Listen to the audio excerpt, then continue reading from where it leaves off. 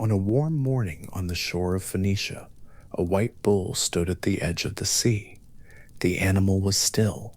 That stillness was what made it remarkable, not its size, though it was large, and not the particular brightness of its coat, though the coat caught the early light in a way that made the whole shore seem to pause around it.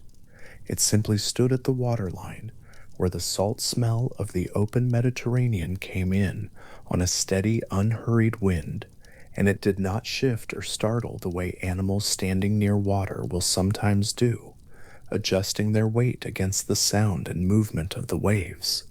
It stood as something stands when it has no reason to move. Its flanks were white and smooth, and the light on them was the warm, oblique light of morning, the kind that makes everything it touches look particular and deliberate, as though the world has been arranged specifically for this hour. Europa saw it from some distance and came closer, the way a person approaches an animal that seems too calm to be entirely ordinary. The tradition holds that she came with companions, other young women gathering flowers in a coastal meadow, and that the bull's stillness drew her away from them by degrees. Not a sudden movement, not a beckoning, just the steady pull of something that seemed to want nothing, and therefore seemed safe. She put her hand on its flank. The hide was warm from the sun, and the animal did not move. And then, in the account the Greeks preserved and retold across centuries, she climbed onto its back, and the bull walked into the sea and did not stop. What Zeus wanted, in the Greek tradition, Zeus took. The form of the white bull was his, a transformation chosen for its quality of absolute gentleness, the perfect disguise for something that was neither gentle nor disguised, but rather patient in the way that power is patient when it does not need to hurry. Europa was carried westward across open water, the shore of Phoenicia narrowing and then vanishing behind her, and she arrived at last on the limestone coast of Crete, the large island in the southern Aegean that would become the setting for everything that followed. What she felt during the crossing is not something the tradition records. What it records is where she arrived, and what she brought with her, and what eventually came of it. 3 sons were born of Zeus and Europa on Crete, and the eldest was Minos. His name has lasted longer in Western memory than almost any other name from the Bronze Age Aegean, carried first in the Greek oral tradition, then preserved in the written sources that accumulated from Homer onward, then fixed in the European imagination as a figure of deep mythological authority. He was a king. More specifically, he was a king of Knossos, the great palace complex on the northern coast of Crete, whose actual painted corridors and storage magazines and interlocking rooms archaeologists began excavating in the early 20th century, finding beneath the soil a built environment, so labyrinthine in its arrangement that the palace itself seemed to have been the thing the legend was trying to describe. Whether the real palace at Knossos gave rise to the story of the labyrinth, or whether the story of the labyrinth had always meant something other than a building, is a question the tradition leaves open. What the tradition holds, consistently, is that Minos ruled Crete, that his rule was vast, and that the authority behind his rule was not merely political, but divine. Minos claimed that the gods themselves had ordained his kingship. The claim was specific, and it was made in a specific way. He said that he conversed with Zeus once every 9 years, retreating into the cave on Mount Ida, where Zeus was said to have been born or raised, and emerging with laws and judgments that bore divine sanction. The 9-year cycle is interesting in itself, a detail that appears also in certain Greek ritual contexts and suggests something older beneath the myth, some pattern of sacral kingship in which the ruler's legitimacy was periodically renewed through an encounter with the divine. Whether or not any historical Cretan king performed such a ritual, the tradition preserved the claim as a way of saying something about the nature of Minos's authority. It did not originate in mere human power. It was grounded in something that could not be argued away. His second brother, Rhadamanthus, grew up in the same limestone and sea world of Crete, the second son of Zeus and Europa, and his name carries a different kind of weight in the tradition, not the weight of empire or dominion, but the weight of justice precisely administered. He was celebrated across the Aegean world as a lawgiver of extraordinary fairness.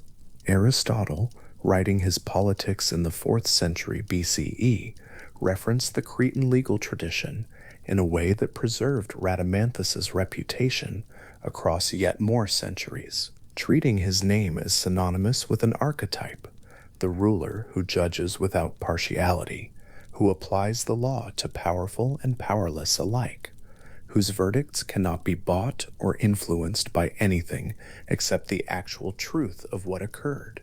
This was the reputation that would follow him into the afterlife tradition, the same quality that made him an exemplary judge among the living would make him an exemplary judge among the dead.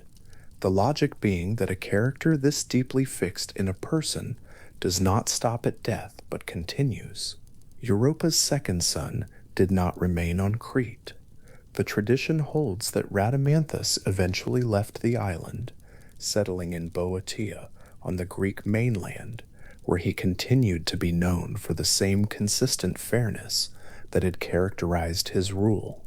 Some versions of the tradition say he married Alcmena, the mother of Heracles, late in his life, a detail that places him in connection with the heroic genealogies that the Greeks maintained with great care, threading their mortal figures into relationships with the divine and the extraordinary.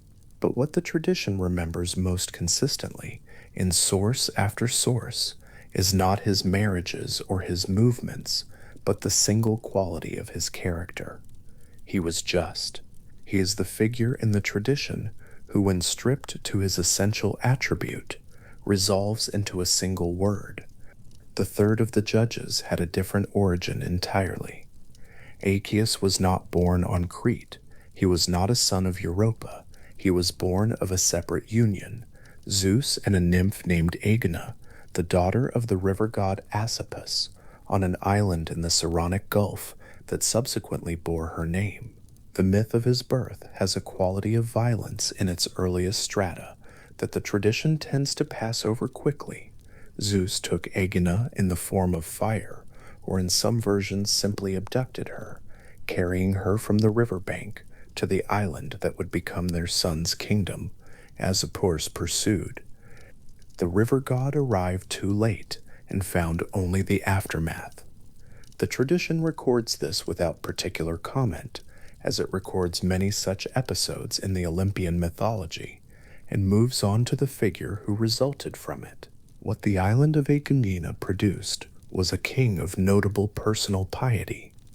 Aeacus grew up on a different island, across different water, under the same divine parentage as his half-brothers, but a completely different earthly inheritance. Crete, with its palace complexes and its naval empire, and its long memory of Bronze Age civilization, had nothing to do with the Saronic Gulf island where Aeacus was raised.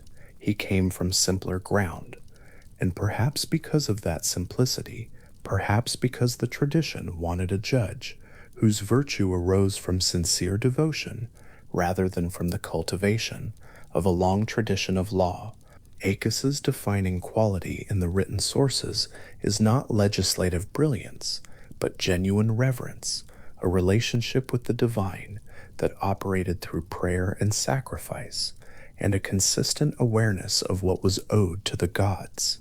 The occasion that demonstrated this most dramatically was a drought. The tradition, as Pindar preserved it, holds that a drought afflicted all of Greece, not one city, not one region, but the whole of the Hellenic world, and that the gods, when consulted through oracles, indicated that the only prayer powerful enough to end it was one made by Aeacus, He was that singularly righteous. His prayers interceded with Zeus because they came from a source the tradition regarded as unimpeachable, a man who had spent his life in genuine right dealing, who had never used his divine parentage to excuse himself from the obligations of a just life, and who knelt before the altar on the island of Aegina with the intention not to compel the gods, but to ask them. The rain came, the drought ended. It is worth dwelling on this image for a moment. The stone altar on Aegina in that account, smoke rising from a ritual fire into a sky that the whole Greek world was watching, is an image of prayer understood not as performance, but as relationship. What made Aeacus's intercession effective, in the tradition's telling, was not the form of the ritual, or its expense, or its public visibility. It was the man performing it. A lifetime of justice had made his voice worth listening to, and this is quietly the logic that the tradition would apply again later, in a different context, when Aeacus's voice was one of the three voices determining where each soul would spend eternity. His island was a real place with a real name, Aeacus. The island, named for the nymph who had been brought there, sat in the water between the Peloponnese and Attica, visible on clear days from the heights above Athens, close enough that its history and the history of the mainland were always entangled. The early myths of Aeacus include an episode that the tradition handles with the same calm distance it brings to most large mythological catastrophes. The population of the island was once destroyed, wiped out entirely, and Aeacus prayed again, and Zeus turned ants into men, the Myrmidons, whose name preserves the Greek word for ant, a people made from the soil of the island by the same divine power that had originally populated it through normal human generation. These were the people Aeacus ruled. These were the people who, in a later generation, would produce Achilles among them. The connections the tradition draws between figures across time, the way Aeacus's island, Aeacus's prayers, Aeacus's justice produce the ground from which the greatest of Greek warriors eventually springs, suggests that the mythology understood virtue as something that travels forward through generations, that the particular character of a man leaves traces in the world that outlast him by centuries. Back on Crete, the eldest son of Zeus and Europa was building something. Minos had become what the ancient Greeks called a thalassocrat, a ruler of the sea. The word is a compound of the Greek for sea and for rule, and what it described was an empire maintained not through the control of land, but through the control of water, through a naval power so significant that the islands and coastal cities of the Aegean found it more useful to trade and negotiate with Knossos than to resist it. Thucydides, writing his history of the Peloponnesian War in the late 5th century BCE, paused to note that Minos had been the first to establish a navy of this kind, the first to clear the Aegean of the piracy that had previously made long-distance maritime trade so difficult. Whether Thucydides believed this as historical fact or recorded it as tradition is a question his text leaves somewhat open, but the image he preserves is consistent with the archaeology. The palace at Knossos, at its height in the Bronze Age, was the center of a maritime civilization of remarkable reach. The palace itself was a thing unlike anything else in the Bronze Age Aegean world.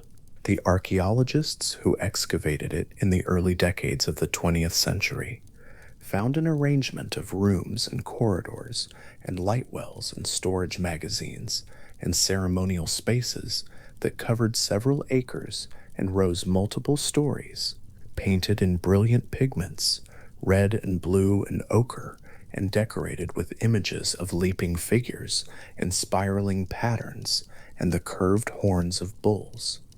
The bull was everywhere at Knossos, on the painted walls, on the carved stone vessels in the elaborate ceremonial contexts that the archaeology suggests were central to Cretan religious life.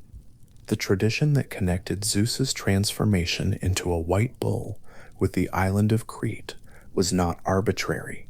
The island had been a place where the bull carried deep sacral significance long before any Greek mainland tradition touched it. The myth was, in some sense, the tradition's attempt to account for why the bull mattered so much there.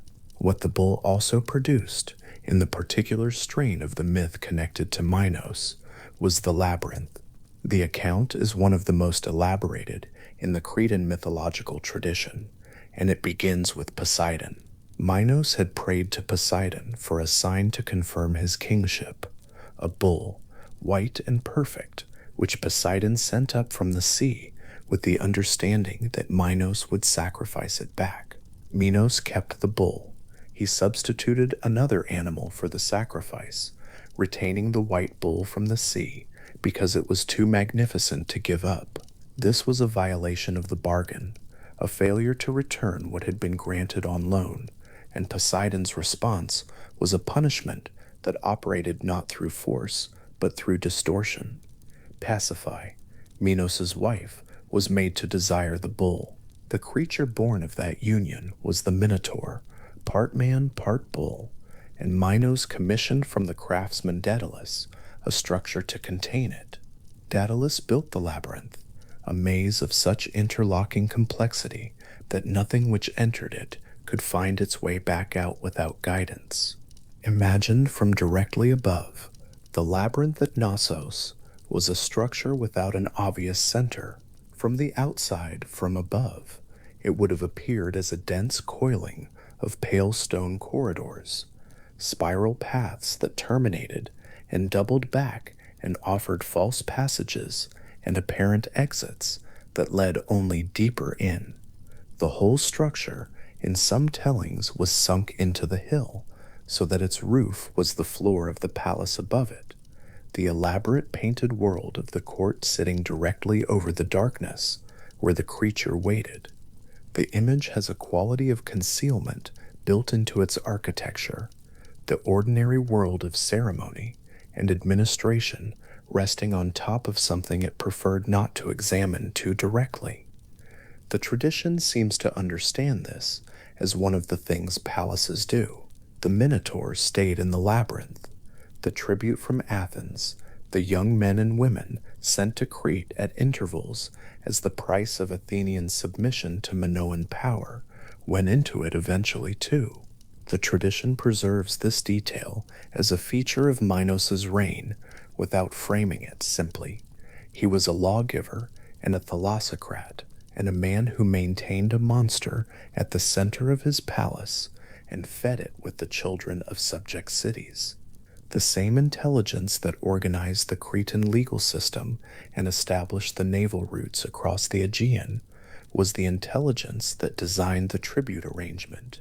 The tradition holds both things without resolving them into a simpler portrait, and in this complexity, perhaps, is something of why Minos eventually became the chief of the three judges, a man who understood power in all its forms, who had used it without gentleness and with extraordinary skill, whose long life as a mortal king had given him a comprehensive education in what human beings were capable of when given the means to act. Across the water from Crete, on the island of Aegina, Aeacus continued his life of unusual righteousness. The tradition does not give him a story as elaborate as the labyrinth. It does not give him monsters or naval empires. It gives him prayers and just dealing in the particular reputation that comes from a life lived at a consistent altitude of character.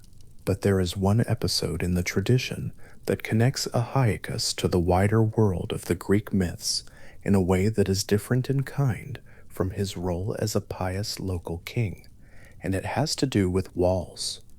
Troy, the city at the mouth of the Hellespont on the northwestern coast of what is now Turkey, was a real place, excavated in the 19th and 20th centuries, found to have been rebuilt multiple times over thousands of years, preserving in its stratigraphy the actual remains of a Bronze Age fortification whose walls were significant enough to have been remembered and mythologized for 3 millennia.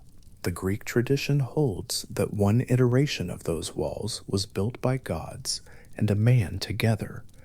Apollo and Poseidon were set to work on Troy's defenses, a punishment assigned to them by Zeus for some earlier transgression, a period of forced labor in mortal form. Aeacus worked alongside them, dressing stone and lifting blocks into position, his human hands moving over the same material that the gods' hands were moving over. And when the walls were complete, 3 eagles landed on the section that Aeacus had built, and a prophecy was recorded. Troy would fall only where a mortal had worked alongside gods. The crack in the divine armor of the city was precisely where the human touch had been. The prophecy was not fulfilled for generations. The walls of Troy that Aeacus's hands had helped raise stood through centuries of the city's prosperity, through trade and alliance, and the long, slow accumulation of a place that the Greek world recognized as powerful and worth competing with. The section that Aeacus had built stood along with the rest, identical in appearance, carrying its encoded future in a form that was invisible to everyone except those who knew to look for the eagle's landing. In the afternoon light, from a distance, the walls of Troy were walls. Limestone and mortar and careful workmanship, the same careful workmanship in its human portions that had come from the hands of a man on an island in the Saronic Gulf, who had spent his whole life in just dealing in sincere reverence, and who had no way of knowing that the work he did alongside Apollo and Poseidon one ordinary afternoon was going to determine the fate of a city long after he was gone. There is something the tradition seems to understand, threading this detail through the mythology, about the long reach of acts performed with genuine care. Aeacus laid his stones carefully. He was a just man doing careful work. The prophecy was not about the quality of his masonry. It was about the fact of his humanity, the fact that where a mortal had touched the wall had become, in some sense, that the divine workmanship alone could not produce. Penetrable. The gods could build something impervious. A human being could only build something that time and consequence could eventually find a way through. And in this small architectural detail, the tradition may be saying something about what humanity is for, what it contributes to the world that the gods, in all their permanence, cannot supply. This is the generation from which the 3 judges came, not a generation of simple heroes, not a generation of pure virtue or unambiguous goodness, but a generation of complicated and historically specific men who had ruled empires and built walls and interceded with gods and contained monsters in labyrinths and drafted laws by harbors, men whose lives, in short, had given them an extraordinarily complete understanding of what human beings were. Minos had seen every form of power. Rhadamanthus had spent a lifetime distinguishing justice from its imitations. Aeacus had spent a lifetime in the practice of something simpler and harder than either, plain righteousness, the kind that does not require an empire or a legal system to sustain it, only a consistent willingness to do what is actually right. The Greek tradition held that before any of them became judges of the dead, they were simply mortal men living mortal lives, subject to the mistakes and the consequences that the tradition does not pretend away, in the business of running kingdoms and maintaining relationships with the gods, and the peculiar complications that arose from being, each of them, the son of Zeus, in one form or another. Zeus, in the Greek mythological tradition, was not an absent father, but he was not a present one either. His children lived in the world he had made. with the capabilities he had given them, navigating the consequences of his interventions without his continuous guidance. Minos had to manage the fallout from Poseidon's punishment. Aeacus had to manage the particular loneliness of being born from a divine union on an island that initially had no other inhabitants. Rhadamanthus had to be consistently just, which sounds simple and is not. The morning on the shore of Phoenicia, the white bull standing at the edge of the sea, is the beginning of this particular line of descent. Everything that follows from it, the laws drafted in the harbor at Knossos, the prayers rising from the altar at Aegina, the stone lifted by mortal hands into walls that gods were also building, is the content of lives that the tradition would eventually decide were qualified to weigh all other lives against. Europa, reaching out to touch the warm flank of an animal that was not what it appeared, set something in motion that the tradition traces through 3 generations of consequence: her own arrival on Crete, her son's lives on that limestone island, and eventually her son's secondment, if that is the right word for what happens to a mortal king at the end of his life, into the permanent administration of the world beneath the living world. Aegina, in his Saranoc island, is the note the tradition seems to end on when it considers these 3 men in their mortal aspect. Not the palace at Knossos, with its painted corridors and its concealed depths. Not Rhadamanthus in Boeotia drafting a legal code that Aristotle would still be referencing 3 centuries later. The quiet figure of a man who prayed carefully, who built carefully, who ruled carefully on a small island in clear water, while somewhere far to the east, the walls of a city he had helped build with his own hands still stood in the afternoon light. The 3 eagles had landed and flown away again. The prophecy was embedded in the stone. The walls showed nothing from the outside, no mark, no difference, no visible sign of what had been threaded into their foundations by the particular fact of mortal workmanship. The breach, when it came, would come through there, but that was centuries away still. And the walls of Troy from the outside, from a distance, in that same afternoon light, simply looked like walls. The sticks moved without sound. That is the first thing to understand about it. Not the darkness of its water, not the remoteness of its banks, but the silence. Other rivers carry sound with them. They speak in the language of current and stone, of water falling over rock, of banks being slowly dissolved by the pressure of moving weight. The Styx offered none of this. Its surface lay flat and still, in the way that very deep water lies still, not because nothing moved within it, but because what moved was so far beneath the surface that nothing reached the air above. The water was the color of the sky before a storm, dark enough to hold light without reflecting it, and the banks on either side were made of black river stone, worn smooth by an age of water that predated the gods themselves. What the Greek tradition held about this river was more specific than darkness or silence. The Styx was an oath. The gods swore on it, not as a figure of speech, and not as a formality, but as a binding act whose consequences were real and physically enforceable. If an Olympian god swore by the Styx and then broke the oath, the punishment was immediate and particular: 9 days unconscious, unable to taste nectar or ambrosia, unable to speak or move or participate in the business of the divine. Then 9 years of exclusion from the councils and feasts of Olympus, 9 years at the margin of the divine community, 9 years cut off from what the gods were. After those 9 years, they were admitted again. But the Styx had measured the transgression precisely, and the debt had been paid in exactly the currency it demanded. Zeus himself was subject to this, the most powerful figure in the Greek cosmos, the one who had overthrown his own father and divided the world among his brothers. The one who sent lightning and governed fate. He swore by the Styx. He was bound by it. The tradition made a deliberate point of this arrangement.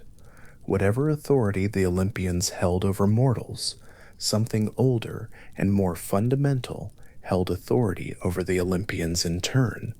The Styx was not a god that could be appeased or argued with. It was simply the thing that true oaths cost, and it collected. The black river stone of its banks was real enough that later geographers attempted to identify the Styx with an actual waterfall in the mountains of Arcadia, a place called the Mavroneri, where dark water ran down limestone in a thin, cold cascade that killed animals and dissolved metal. Whether that geography and the myth arose from the same source or simply converged by accident across the centuries is not something the record makes clear. What persists is the image, a river with banks of dark stone and water that ran black, existing at the boundary between what the living knew and what only the dead would learn, binding even gods to what they had promised. Beyond the Styx, the geography of the Greek underworld unfolded in regions as distinct from each other as different climates in the world above. The Greeks understood the land of the dead not as a single undifferentiated darkness, but as a country with its own topography, rivers with their own properties, plains and meadows with their own qualities of light, and territories separated from each other, the way the highlands were separated from the coast.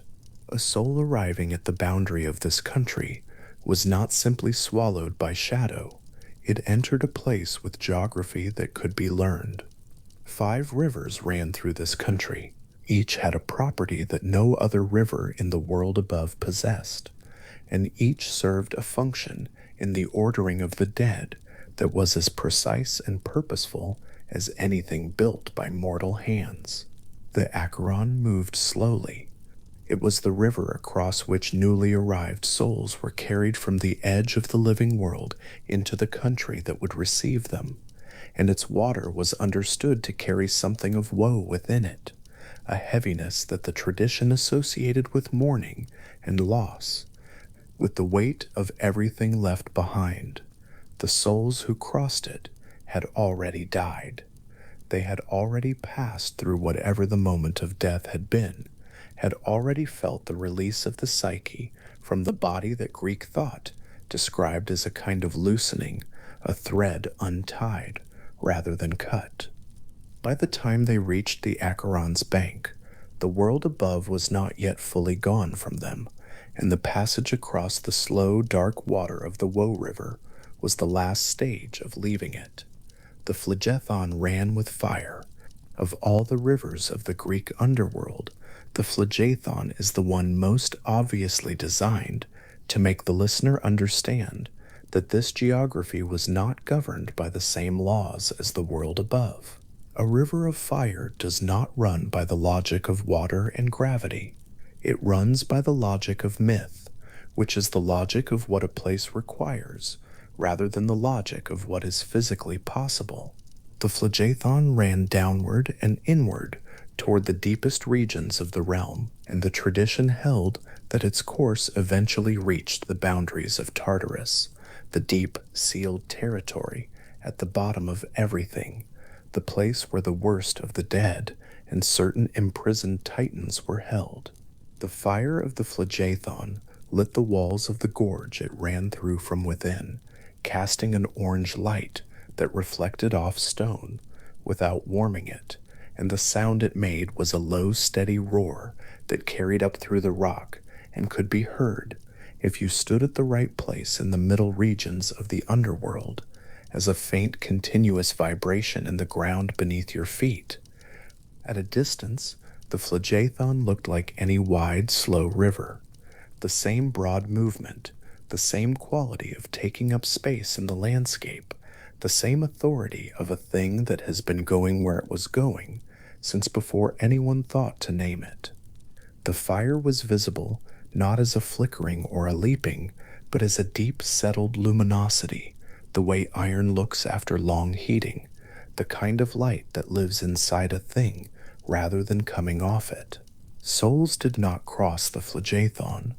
It ran through its gorge without banks or crossing points, its function not to be traversed but to exist, a boundary and a presence, the thermal heart of the deepest geography, fire running toward fire at the center of the earth. The Cocytus was where lament collected.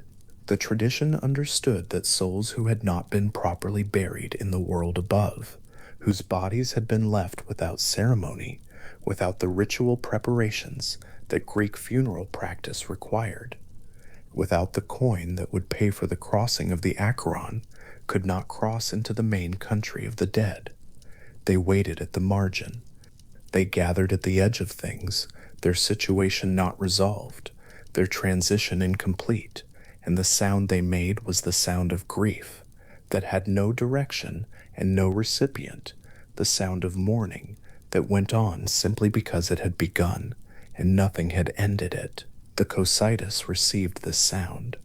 The river's name meant the river of lamentation, and it gathered the grief of the unburied into its current, the way rivers above ground gathered rain from the hillsides, slowly, continuously, from every direction at once.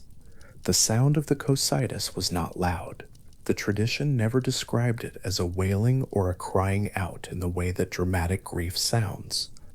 It was described instead as something more like the weather, a sound that was always there if you listened for it, that occupied the background of the middle regions, the way wind occupied a hillside, present and persistent rather than sudden or violent.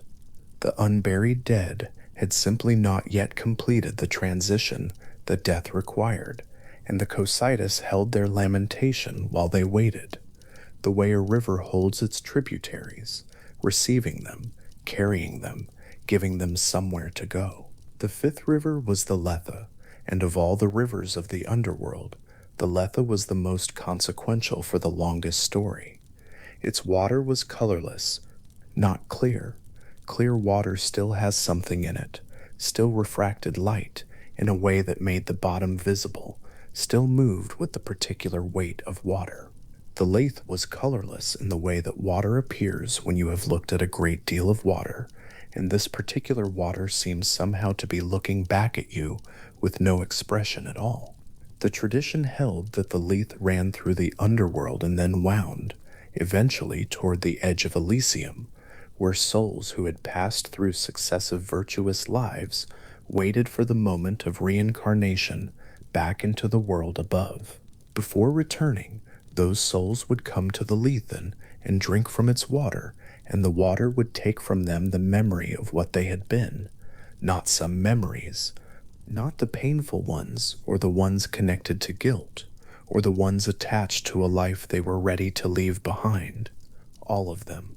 A soul that drank from the Lethe returned to the world above without knowing that it had ever been anywhere before, without knowing what it had seen in the underworld, without knowing what judgments had been passed, without knowing what it had done in any previous life to arrive at its current condition. The slate was not wiped clean because something had been written on it that should be erased. The slate was wiped clean because renewal required it, because a soul sent back into the world with full memory of what it had been before would carry that weight into a life that needed to be lived forward, not backward. The Lethe's surface was smooth and wide, its banks low and easily reached, the water shallow enough near the edges that a soul could wade in to drink from cupped hands without going deep. The image that persists across the tradition's various accounts is of souls standing at the margin of a quiet, still river in a landscape of soft gray half-light, bending to collect water in their cupped palms and drinking, whatever they had carried with them, the full weight of individual experience, the particular configurations of love and loss and consequence that constituted a specific life, left them with the water.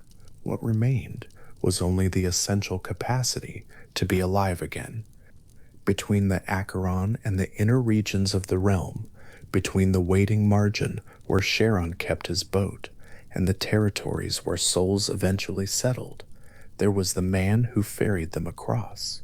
Virgil's Aeneid, composed in the last decades of the 1st century BCE, describes Charon in terms that have set the image of the ferryman for most of the tradition that followed. He is old, old in the way that certain things become old when they have been doing the same work for long enough that they have absorbed the texture of the work entirely. His beard is matted and gray, his eyes described as burning coals, his cloak worn and ragged at the edges.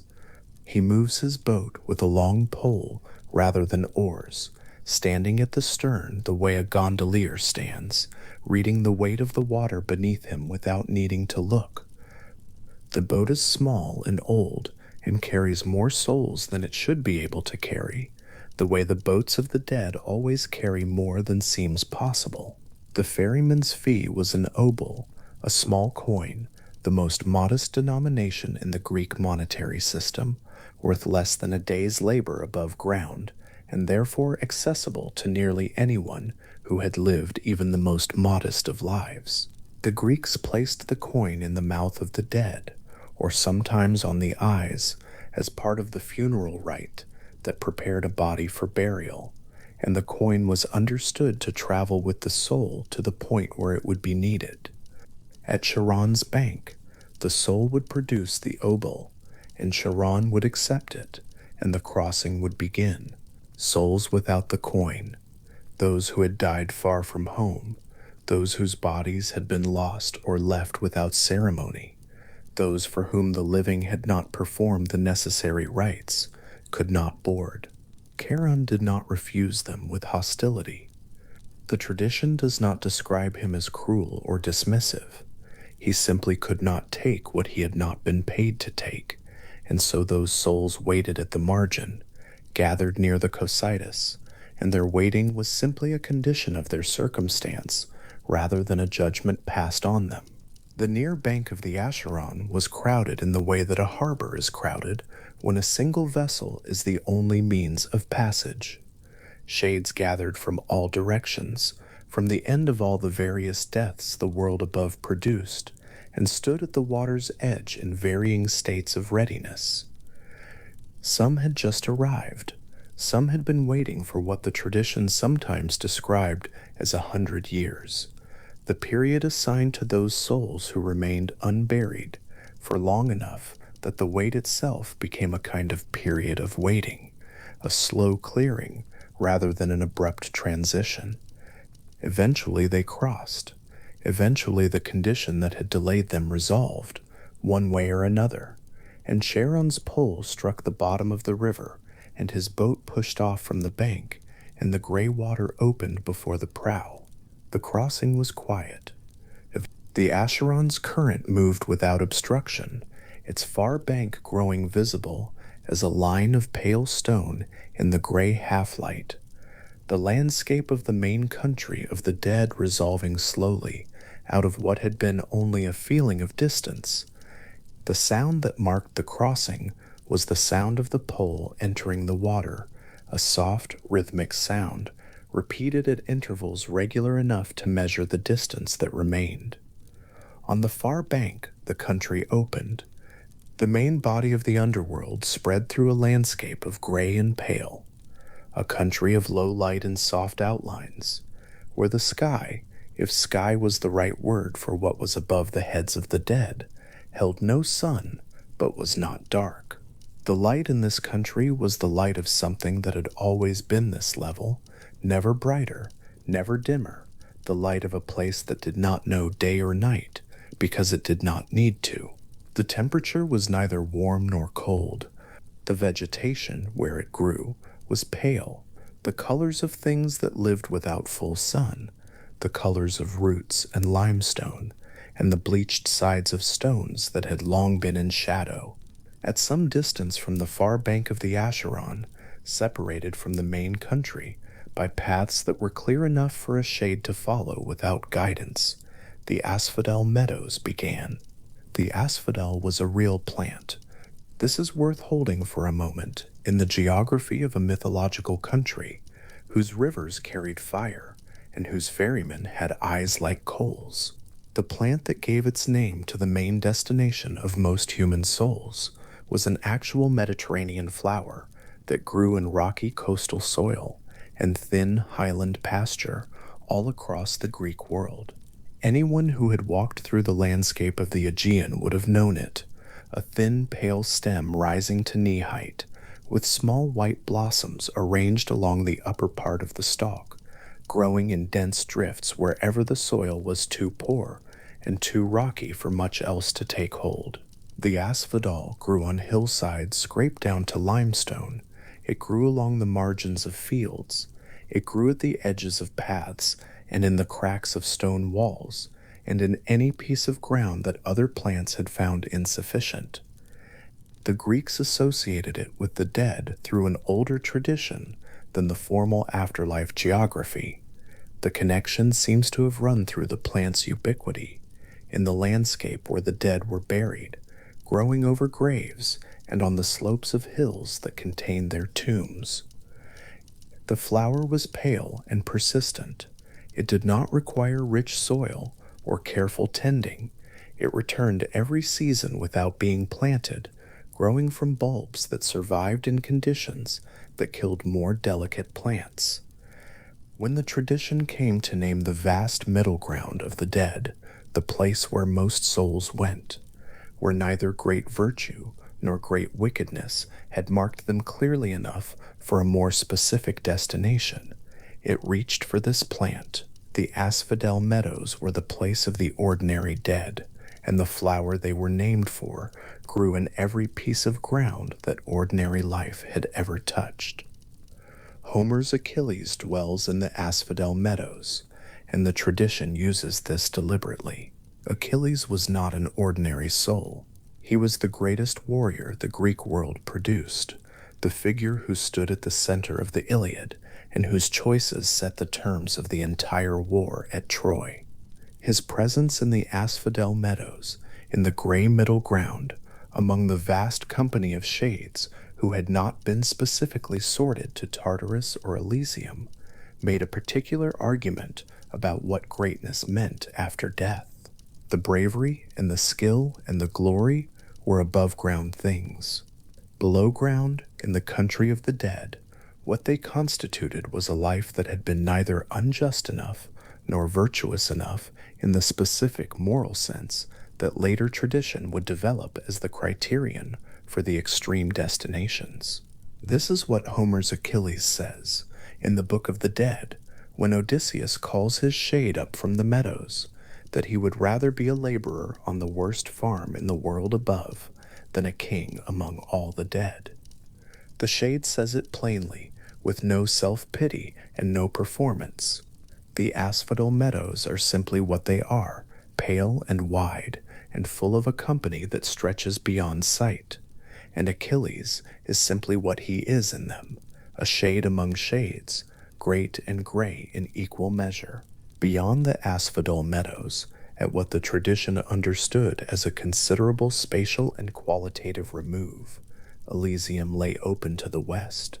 Homer's Odyssey mentions the Elysian fields as a destination not for the broadly virtuous dead, but for those of divine favor, a distinction that reflected the older, aristocratic stratum of the afterlife tradition, in which access to the best destinations was determined less by moral virtue than by proximity to the gods. Menelaus, husband of Helen, is told in the Odyssey that he will be sent to Elysium not because of his moral record, but because he is the son-in-law of Zeus, who is Helen's father. The logic was familial and hierarchical rather than ethical. The best afterlife was for those the gods chose to honor, and the gods' choices were their own. What the tradition describes Elysium as containing is more consistent than the criteria for reaching it. The Elysian fields were a place of perpetual gentle breezes, not the dramatic winds of a storm or the sharp cold winds of a mountain, but the slow, warm, unhurried air movement that makes a clear day pleasant and that the body does not need to brace against. The light there was golden and steady, the quality of late afternoon light in a warm climate, the kind of light in which nothing is harsh and nothing casts a sharp shadow. There was no toil in Elysium, there was no sorrow. The conversations that the dead carried on there were carried on without urgency, without the pressure of time, without anything requiring resolution. The tradition evolved from Homer's divine favor criterion toward the later judgment-based criterion, in which Elysium was the destination assigned to the virtuous dead by the three judges after weighing what their lives had contained. Pindar's Olympian Ode 2, composed in the 5th century BCE, describes a tiered system in which souls who passed through three virtuous lives were sent not merely to Elysium, but to the Isles of the Blessed, a further region, separate from and more radiant than Elysium itself, where Rhadamanthus sat at the right hand of Cronus, and where the 3 times virtuous enjoyed a condition the tradition described as the closest available to the life of the gods. The Isles of the Blessed were imagined as islands in the western ocean at the edge of the world, where the sun set. They were distinct from the underworld's interior geography, not deep beneath the earth, but out across open water, at the horizon of what was known, in a place that felt like the world continuing past its usual boundary, rather than going under it. Hesiod's Works and Days describes the island's earth as yielding its harvest 3 times a year, not because mortals had farmed it particularly well, but because the land itself was generous, because in this place the ordinary bargain between human effort and agricultural result was suspended, and the earth gave freely what it gave. Between Elysium and the Asphodel Meadows, and between the Asphodel Meadows and the deep-locked territory of Tartarus, the geography of the underworld maintained the same quality throughout. A country of gray and pale, of low and even light, of distances that were real but not oppressive. Tartarus itself was understood as separate from this middle country in almost every meaningful sense. Hesiod, in the Theogony, described its depth in a specific measurement. Drop an anvil from the surface of the earth, and it would fall 9 days to reach the underworld. Drop it again from there, and it would fall another 9 days to reach Tartarus. The mathematics of this were not meant to be checked against the actual diameter of the earth. They were meant to convey a proportion, Tartarus as far below the underworld as the underworld was below the surface of the living world, each removal doubling the distance from the light, each 9-day fall carrying the imagined weight of the measurement deeper into the dark. Tartarus held the Titans whom Zeus had defeated and imprisoned, the earlier generation of divine beings who had ruled the cosmos before the Olympians, and who had been sealed away in the deepest possible place to ensure they could not return. It held the souls of the most severely unjust, those whom the 3 judges, on reviewing the marks left on their souls by a life of particular wrongdoing, would determine had no business in either the middle ground or the upper regions of the dead.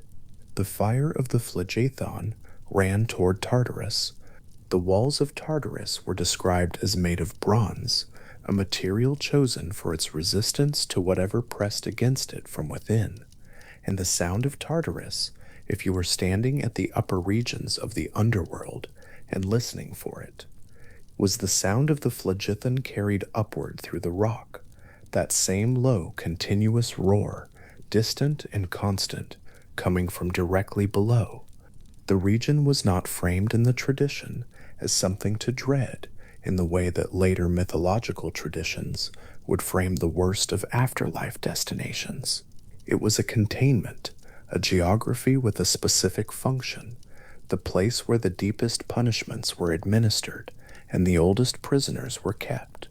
The bronze walls held, the Phlegethon ran its course. From the surface of the asphodel meadows, Nothing of Tartarus was visible except what could be heard if the wind was still and the shades around you were quiet. The whole of this country, from the Styx at its boundary to the asphodel meadows at its center, from Elysium in the west to Tartarus in the deep, was a geography that had been built to accommodate every soul that had ever died. It was not built for drama, it was built for capacity. The tradition understood that everyone who died arrived here, that the crowds gathered at the Acheron's near bank were endless and continuous, that Charon's boat had been crossing and returning since before any living person could remember, and that the asphodel meadows needed to hold everyone the middle ground could claim. The geography was scaled accordingly. The rivers ran without stopping. The Lethe moved in its colorless course from the inner regions toward the margin of Elysium, its water collecting nothing and carrying nothing but the capacity to make a soul ready for whatever came after. The Cocytus gathered the lamentation of those who waited at the margin and carried it continuously, a low sound, a background note to the whole country, present in the same way that moving water is always present. You stop noticing it, and then you notice it again, and it has not changed. Far below, the Phlegethon ran its fire toward the bronze walls of Tartarus, the orange light steady in its gorge, the sound of it climbing through rock toward the gray and level light of the middle realm. The asphodel meadows stretched as far as the gray light reached, which was very far, because the gray light of the underworld had no horizon in the sense that a surface horizon had one. It simply extended and grew softer, the pale stems of the asphodel continuing into a distance that was not absence, but simply more of what was already there. The thin stalks, the small white blossoms, the close-growing drifts of a flower that had followed the dead down from every rocky slope in the Greek world, persisting in the same way it had always persisted, without particular effort and without particular complaint, in soil that offered very little, but that it had always found sufficient. The asphodel grew in the underworld the same way it grew in the hills above Corinth, and on the limestone scrape of the Peloponnese, and along the paths that ran between the burial grounds and the gates of every Greek city, pale and knee-high and persistent. Its roots survived in ground too thin for anything more demanding. Its blossoms opened in the low light of the underworld the way they opened in the thin highland sun above, without ceremony, without being asked, without requiring the kind of soil that richer plants required. It was simply there, as it had always been there, wherever the dead went and wherever the ground received them. Hermes walks a road that has no name in the oldest accounts, and his winged sandals lift slightly with each step on pale dust. Not flying, not quite walking, but something between the two, the wings at his ankles barely grazing the ground before rising again. He is carrying a soul toward the river. The soul walks beside him, or behind him, or perhaps in some arrangement for which the living have no accurate word, because the newly dead are not yet fully at home in the country they are entering, and have not yet learned its particular ways of moving through space. What the tradition holds about this road is that it grows quieter as they walk it. The sounds that follow from the living world, wind through grass, the specific pressure of a warm afternoon, something that might be remembered as birdsong, these fall away gradually, not all at once, the way sounds fall away when a room is closed off behind a person, rather than when a wall stands between them and whatever they are leaving. There is still something that functions as light on this road, though it is not the light of the sun as the living know it. There is still something that functions as movement, something that functions as distance, and Hermes moves through all of it with the particular ease of a figure who travels this road more often than most, whose sandals know the dust, whose presence on the path is habitual and calm. The god who guides the dead was called Hermes Psychopomp in the Greek tradition, the name carrying both his identity and his function at once. The word psychopomp meaning simply the guide of souls. He had other roles. He carried messages between Olympus and the world below. He was the patron of travelers on ordinary roads, of merchants in ordinary markets, of the ordinary ingenuities of the living world. But this road was also his, and the souls who walked it were also in his care. One is Paul, and there is something in the tradition's choice of this particular god for this particular task, the quick, clever, boundary-crossing figure, neither fully serious nor fully playful, that suggests the journey between the living and the dead was understood as something that required a particular kind of attention, not solemnity, not performance. The careful, unhurried competence of a figure who has made this passage many times and knows the way. Plato's account of what happens to souls after death, preserved in the Gorgias, a dialogue composed around 380 BCE, describes a reform that Zeus himself ordered, some arrangement put in place to correct what had previously gone wrong with the business of judgment. Before the reform, souls had been judged while still alive. The living body, the living name, the living reputation, the living network of relationships and social position, and accumulated reputation, all of this had surrounded the soul during its evaluation, and the result, the tradition held, was that verdicts were corrupted. Wealth spoke where it should not have spoken. Status arrived before truth did. The soul that deserved one verdict received another, because the soul and everything it had worn through its life had arrived together, and those doing the weighing could not always see the soul through the noise of everything attached to it. Zeus, in Plato's account, had found this intolerable. The solution he ordered was precise and thorough. Souls would henceforth be stripped of everything that was not the soul itself before they came before a judge. The body would be left behind. The name would be left behind. The family, the wealth, the rank, the beauty, the influence, all of it left behind on the near side of the crossing, like a coat left at a threshold before entering a room in which coats are not worn. What would arrive at the crossroads would be the soul alone, without ornamentation or context, containing nothing but the accumulated shape of what it had actually done across the span of its life. This stripping is not, in the way the tradition describes it, of violence. It is a simplification. It is the removal of everything extraneous, so that what remains is purely and entirely legible. A soul arriving before the judges stripped of its earthly attributes is a soul that can finally be seen as it is, not as it was represented, not as it was rumored to be, not as its friends would have described it, or its enemies, but as it simply was, in fact. Across all the years it had inhabited the world of the living. The tradition holds this as mercy, or at least as precision. What the stripping enables is accuracy, and accuracy, in the framework that Plato and the other writers were elaborating, was what the entire system of judgment was designed to produce. The judges themselves underwent a version of the same transformation.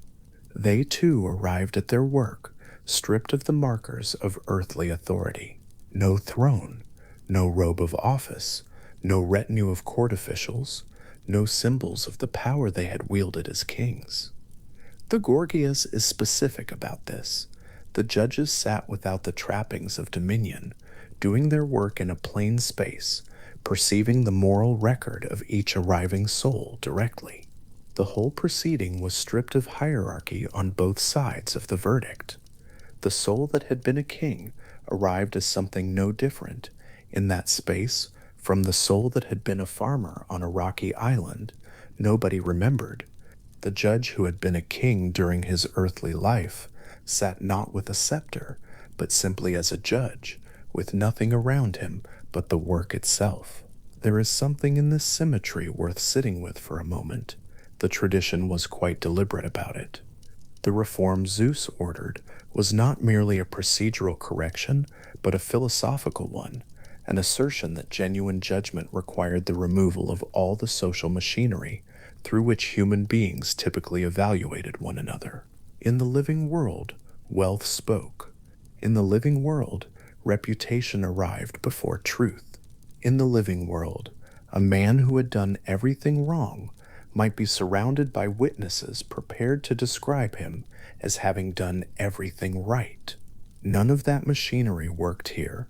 The soul that arrived at the crossroads arrived alone with its actual record, and the judge who received it through no filter but the record itself. The crossroads of the underworld, in some accounts called the Meadow of Judgment, in others simply described by its function as the place where the paths divided, stood at the junction of three roads. Each road led somewhere different. Each road led into a different quality of light. The specific location was described as wide and flat, a clearing of some kind, a space with enough room for the work of judgment to be done without crowding. Souls gathered there, judges waited, the work proceeded in whatever order the tradition imagined it proceeding, and when it was finished, when the soul's record had been read and weighed and understood, the verdict was delivered and the appropriate road pointed out. Then the judge turned to the next soul, 3 paths from one point. The first, the path that led toward Elysium, toward the Isles of the Blessed, toward the regions reserved for those whose lives had been well and truly lived, in accordance with what the tradition understood as virtue, opened into a quality of light that was warm and golden and unhurried. The second path led into a grayness that was not threatening, but simply level and pale and continuous, the path toward the asphodel meadows, where the great majority of souls found their way, neither rewarded nor punished, but settled into a mild and undifferentiated continuation. The third path descended, not sharply, not precipitously, but with the steady and unmistakable gradient of something moving toward a different depth, into a light that was less light than a reduction of light. The lower regions of the underworld were those whose lives had accumulated the particular moral weight that led them there, would find what they found. The Greek tradition was not always consistent about exactly which of the 3 judges presided over which region. In some accounts, Minos held a kind of supervisory authority, with final say in difficult cases. In others, the 3 judges divided their responsibilities geographically, Aeacus sitting in judgment over the souls that had come from Europe, Rhadamanthus presiding over those that had come from Asia, and Minos as the tiebreaker when the other 2 were uncertain. Plato's account in the Gorgias assigns Rhadamanthus to the souls from Asia, Aeacus to those from Europe, and gives Minos the specific role of consulting authority, the one who settled disputes. Pindar, composing his Olympian odes in the 5th century BCE, placed Rhadamanthus at the right hand of Cronus in the Isles of the Blessed, which suggests a different arrangement, Rhadamanthus less as a gatekeeper than as an honored presence among the blessed dead themselves. These variations are not flaws in the tradition. They are what a living tradition looks like, a story told by many people across many centuries who were thinking seriously about the same problem and arriving at slightly different configurations of the same essential elements. What persists across all versions is the core structure.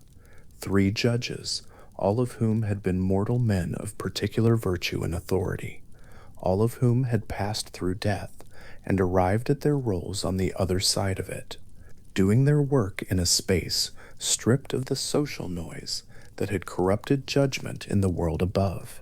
Rhadamanthus, in the tradition, carried a particular reputation for fairness that had preceded him even during his lifetime.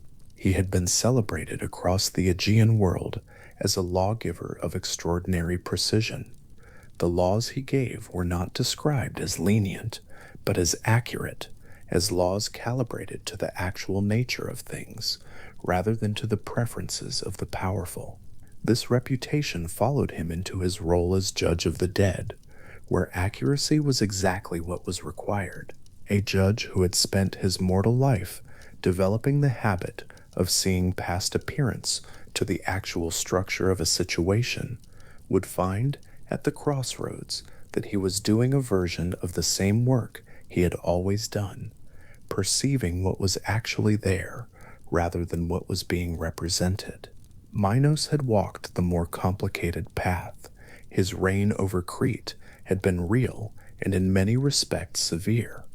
The thalassocracy, the sea rule he commanded from the palace at Knossos, had exercised authority over islands and coastlines through the particular persuasion of naval power. The labyrinth was a thing he had commissioned. The creature at its center was a consequence of his own broken obligation to the gods. He was not, in other words, a figure whose mortal life had been without shadow. Yet the tradition placed him at the center of the judgment as the presiding voice in cases of uncertainty. And there is something in this worth noticing. The tradition did not require its judges to have been morally simple figures during their earthly lives. What it required of them was a particular kind of discernment, a capacity for seeing the moral record of a soul and reading it without distortion. Minos's earthly complexity did not disqualify him. His authority and his precision were the relevant qualities here. Aeacus, the son of Zeus and the nymph Aegina, had been celebrated above all for piety during his lifetime, for a relationship with the divine that was consistent and genuine, that had expressed itself in real action, in prayers that the tradition held had actually moved the gods to end a drought afflicting all of Greece. His role at the crossroads, judging the souls of those who had come from Europe, placed him in a position that suited a figure of consistent moral seriousness. There is a quality in the portrait the tradition offers of Aeacus, quieter than Minos, less philosophically prominent than Rhadamanthus in Plato's account, but steady, that suggests a figure who had spent his mortal life doing the same careful, unglamorous work of moral attention that the role of judge would require for a very long time. The soul that arrived before these three figures arrived, as the tradition understood it, already carrying its own evidence. The marks of a life well or poorly lived were not recorded anywhere outside the soul itself. They were in the soul. Plato's Gorgias describes this in terms that are worth dwelling on. A life of just dealing and honest action left the soul smooth and coherent, radiant in the particular way that something well and truly made is radiant, not with light exactly, but with the quality of something whose parts are in their right relationships, where nothing is broken or distorted or misaligned. A life of injustice and self-serving dishonesty left the soul scarred. The Greek word that gets used in these contexts suggests something like welts, like the marks left by repeated blows, like the evidence of damage that has been absorbed and not healed. These were not metaphors in the tradition's own framework. They were described as literal features of the soul's actual condition, things the judges could perceive directly, without argument, without witnesses, without the testimony of interested parties. This is the part of the tradition that had perhaps the most coherent philosophical function. In the living world, a person could obscure their moral record. Through wealth, through eloquence, through the management of reputation, through the careful cultivation of how they were seen by people whose opinions mattered, a person could present a version of themselves that bore almost no relationship to what they had actually done. The tradition acknowledged this. It described the living world as a place where this kind of concealment was possible and indeed routine. But the soul, in the Greek understanding, was not a performance, it was not a reputation, it was a record, a cumulative and permanent record of everything the person had actually chosen and done and been across the whole span of their life. And this record could not be managed or obscured or presented favorably by a skilled advocate. It simply was what it was, and at the crossroads it was simply visible. The stripping that occurred before judgment then was not punitive in itself, it was clarifying. A soul stripped of its earthly attributes arrived at the crossroads in its actual condition, not the condition that would have been argued for on its behalf, not the condition that would have been asserted in a court of the living world with witnesses and precedents and skilled rhetoric, but the condition that actually obtained. The judge who received it received nothing but the truth of it. There was nothing else there. The work of judgment, in this stripped down space, consisted not in deciding what had happened, but simply in reading what was already plainly written. The verdict followed the reading the way a conclusion follows a clear set of facts, not as an act of authority, but as an act of perception. The three judges had been selected.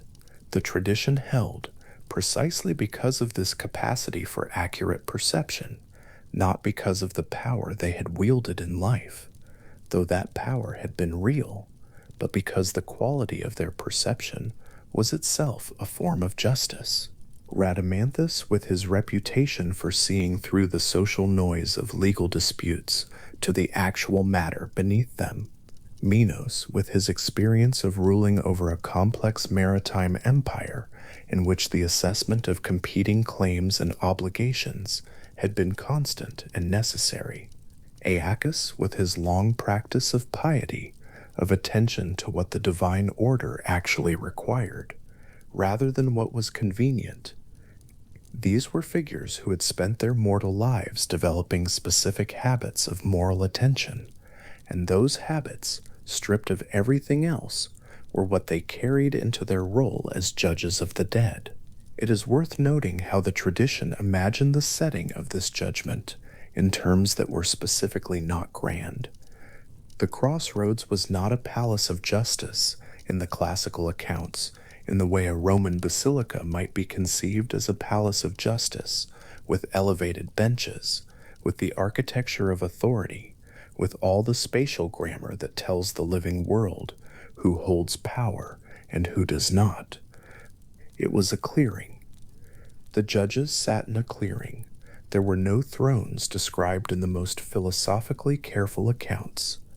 There were no staffs of office, no symbols of earthly authority, no arrangements of space designed to produce in the arriving soul the particular psychological effect of being presented before a power greater than themselves.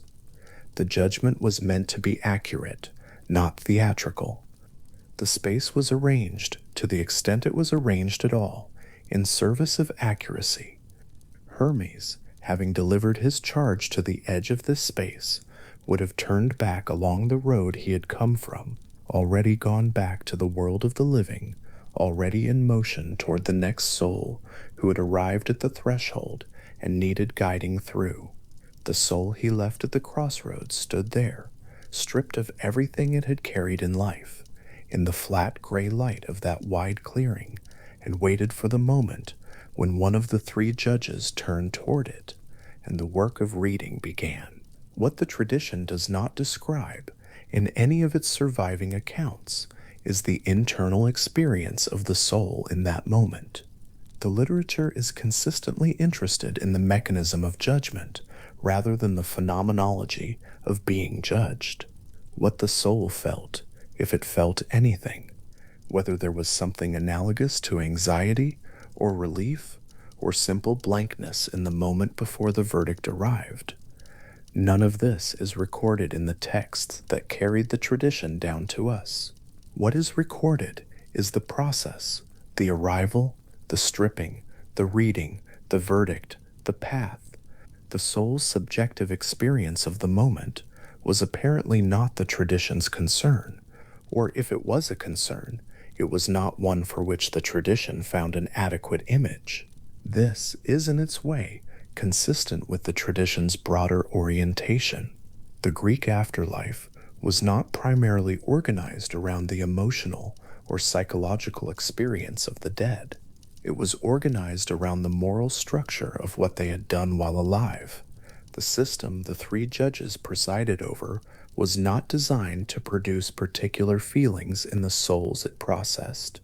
It was designed to produce accurate verdicts. The soul's experience of receiving the verdict was subordinate in the tradition's concern to the verdict itself, because the verdict was the thing the entire architecture of the living world's moral framework was directed toward. The soul's choices while alive mattered because of what they would produce at the crossroads. The crossroads itself was not a place where anything new happened to the soul, but a place where what had already happened was finally and accurately reckoned. Plato was making a specific philosophical argument through all of this, one that required the judgment mechanism to work exactly as it did, stripped of social hierarchy, stripped of eloquence and advocacy, and the management of appearances, stripped of everything that allowed injustice to present itself successfully as justice in the living world. His target in the Gorgias was the position of a character named Callicles, who argued that power and the capacity to take what one wanted were the real goods, and that justice was merely a convention invented by the weak to constrain the strong. The myth of the three judges was Plato's answer to this argument, not a logical refutation, but a demonstration, an appeal to a framework in which the soul's actual moral record was the only thing that mattered, in which power and eloquence and the management of appearances counted for precisely nothing, and in which the effects of a life spent pursuing power through injustice were permanently and visibly inscribed on the soul in forms no amount of eloquent argument could smooth away. The scarred soul standing at the crossroads, in Plato's account, was the final answer to Callicles. All the power Callicles thought was the real good was left behind at the crossing. What remained was the record, and the record, in Plato's framework, did not lie. This is what made the three judges figures of genuine philosophical weight, rather than simply the administrative machinery of a mythological afterlife. They were not chosen arbitrarily. They were not placed at the crossroads because someone needed to be there and they happened to be available.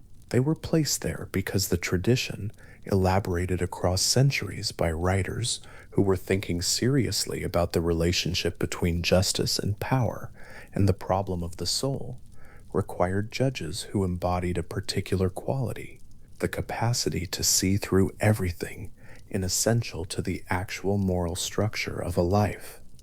Minos, Rhadamanthus, and Aeacus had demonstrated this capacity in different ways during their mortal lives.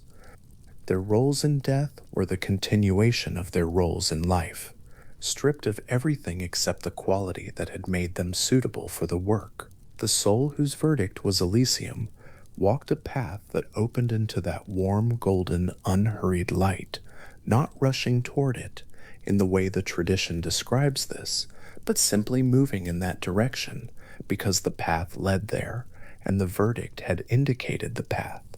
The soul, whose verdict was the asphodel meadows, walked a different path, level and pale and continuous, into a region that was neither rewarded nor punished, but simply was, a persistence without particular color, in which the soul would wander among the other shades of the vast majority who occupied that middle ground. The soul whose verdict pointed to the third path descended, and the tradition was not particularly interested in describing that descent in procedural terms, only in noting that the path led downward, and that the souls who took it arrived where they arrived, because the record that had been read at the crossroads indicated that this was where they belonged. The three paths stretched away from the clearing in their three directions, and the clearing itself remained empty between judgments, a wide, flat space of pale dust and flat light, the occasional sound of something that might have been wind, but probably was not. The three judges at their work, the shades arriving and departing in whatever succession the dead arranged themselves in. There was nothing urgent about it. The whole proceeding, in the tradition's most careful accounts, had the quality of something old and thorough and unhurried, a system that had been in place for a very long time, that operated without improvisation or exception, that simply did what it was designed to do with the steady and impersonal precision of a mechanism that had been well made and was well maintained. This quality of impersonal steadiness was itself part of the tradition's point.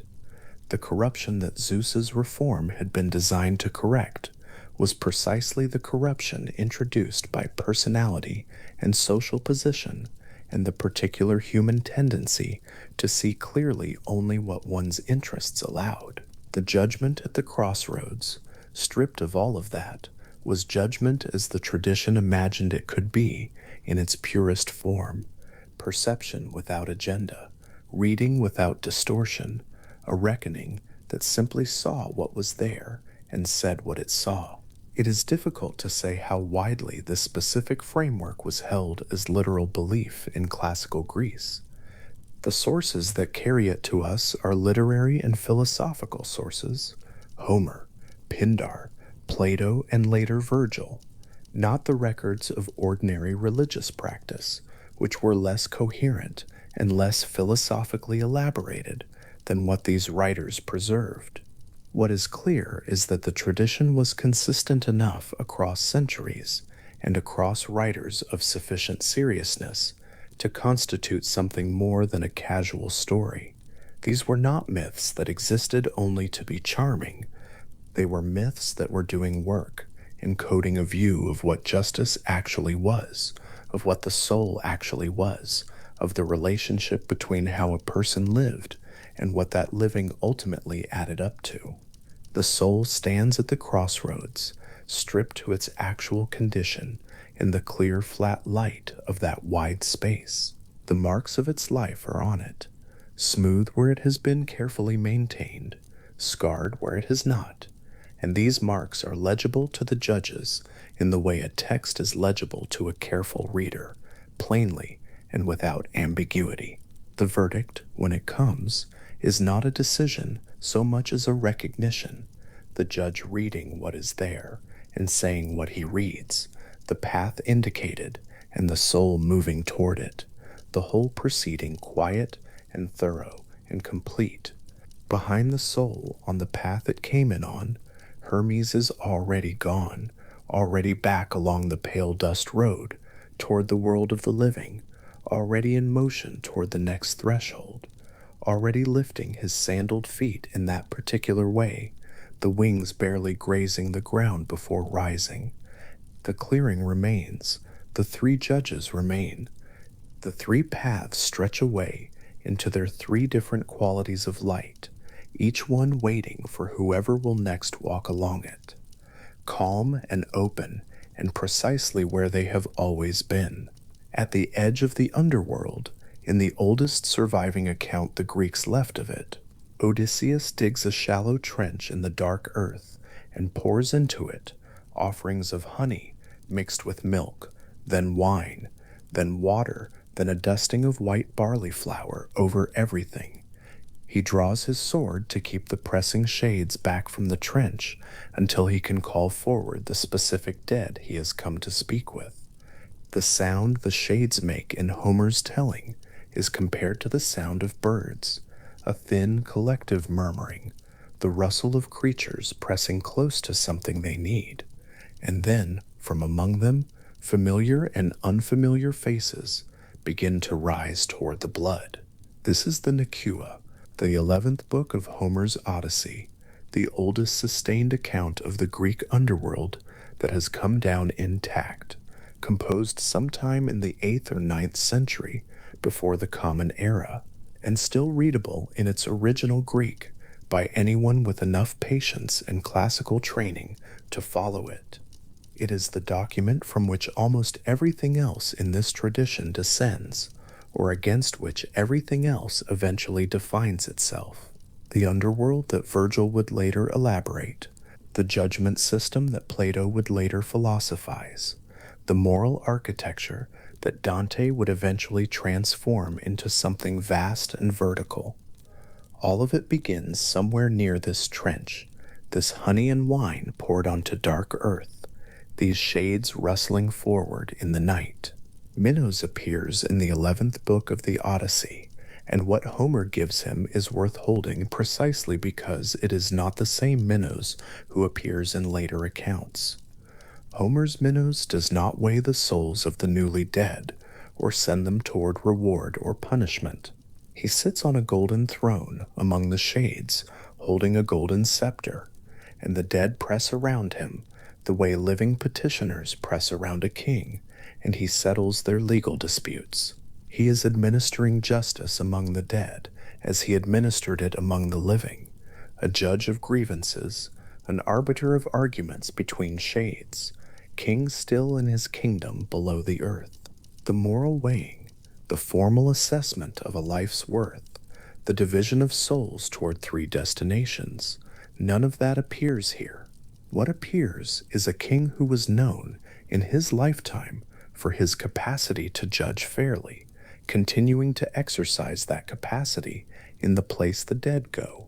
This is what scholars of Greek religion mean when they speak of an older stratum in the tradition.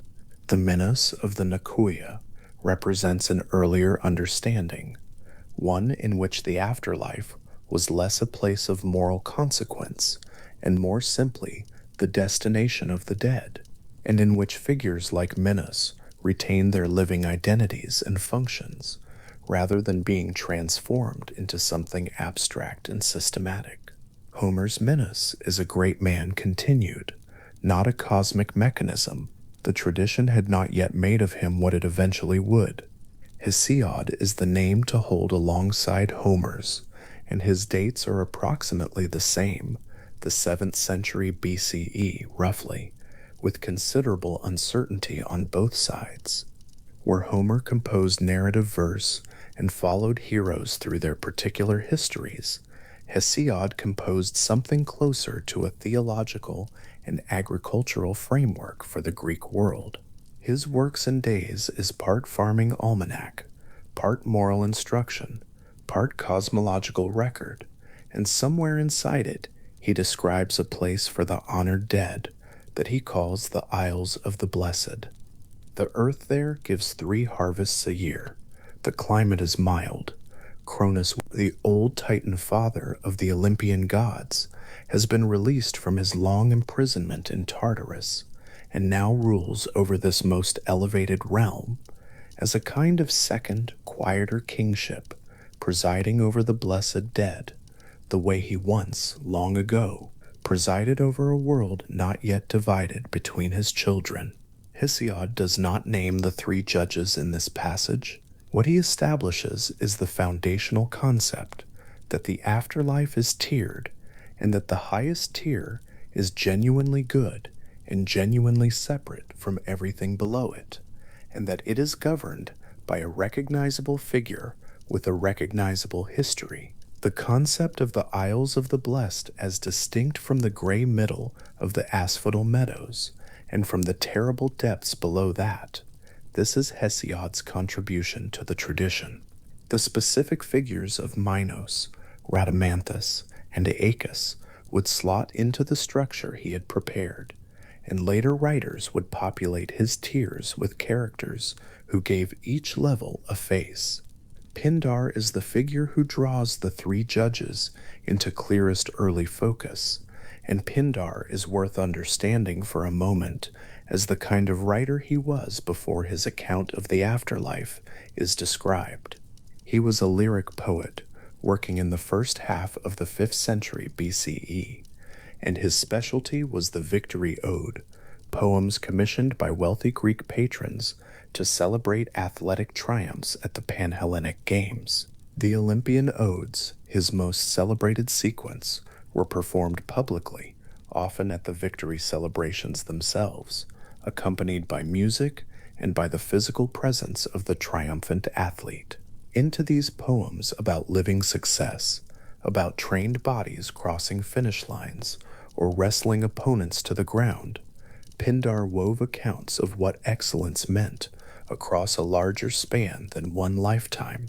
The odes were about what victory showed about a man's soul and what a soul like that might expect when the living victories were over.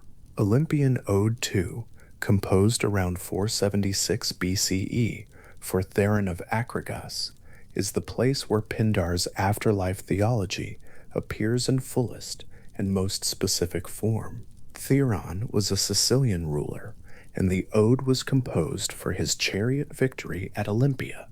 Imagine it being performed in the courtyard of a Sicilian palace, torches lit against the evening, the smell of garlands and roasted meat in the air, guests assembled to celebrate a living man's achievement, and into this celebration, Pindar introduces a vision of what awaits souls of genuine virtue across 3 lives and 3 deaths. The tradition Pindar describes holds that souls which manage to live justly across 3 consecutive incarnations are sent, at the end of the 3rd death, to the Isles of the Blessed, where they pass their existence in permanent ease and honor. At the right hand of Cronus in that place sits Rhadamanthus, not as a judge still weighing the newly dead, but as an honored presence in the highest realm, his reputation for justice having earned him a place at the literal right hand of the old sovereign of the gods. Pindar's version of Rhadamanthus is, in this sense, a figure who has completed his function and taken his seat. He is the model of what just dealing across a life produces, embodied now in permanent form in the most honored location of the most honored afterlife. For Pindar's audience, hearing this at the celebration of a chariot victory, the implication would have carried a specific weight, that excellence was not merely its own reward in the living moment, and that the same quality of soul that won Olympic races was also the quality the afterlife's deepest accounting would ultimately honor. It is Plato, writing in the 4th century BCE, who does the most to transform the tradition from a cosmological description into a philosophical argument, and who gives the 3 judges the most systematic account of their actual function. The Gorgias is a long dialogue, one of Plato's most combative, Socrates arguing with a series of interlocutors about the nature of justice, rhetoric, power, and the question of whether the unjust man who goes unpunished in his lifetime has actually gotten away with anything in any meaningful sense. The argument Socrates makes across hundreds of lines of careful disputation is that the answer is no, that injustice is not a crime that can be hidden, that its record is written onto the soul in a form no amount of social power or rhetorical skill can conceal. And the myth Plato places at the end of the dialogue, the myth of the judgment of souls by Minos, Rhadamanthus, and Aeacus, is the cosmological seal that Socrates places on that argument. The passage is worth dwelling on for a moment because of the specific nature of the reform Plato Socrates attributes to Zeus. In the older practice, Socrates explains, souls were judged while still alive, and this produced corrupt verdicts because the judges were distracted by the wealth and physical bearing and social reputation of the souls appearing before them. A rich man with a fine body and influential friends appeared to the judge differently than a poor man with none of these things, even if the moral record of each was identical. Zeus reformed the system. From the reform forward, souls would be stripped of everything: body, clothing, wealth, social connection, name, rank, reputation, before appearing before the judges.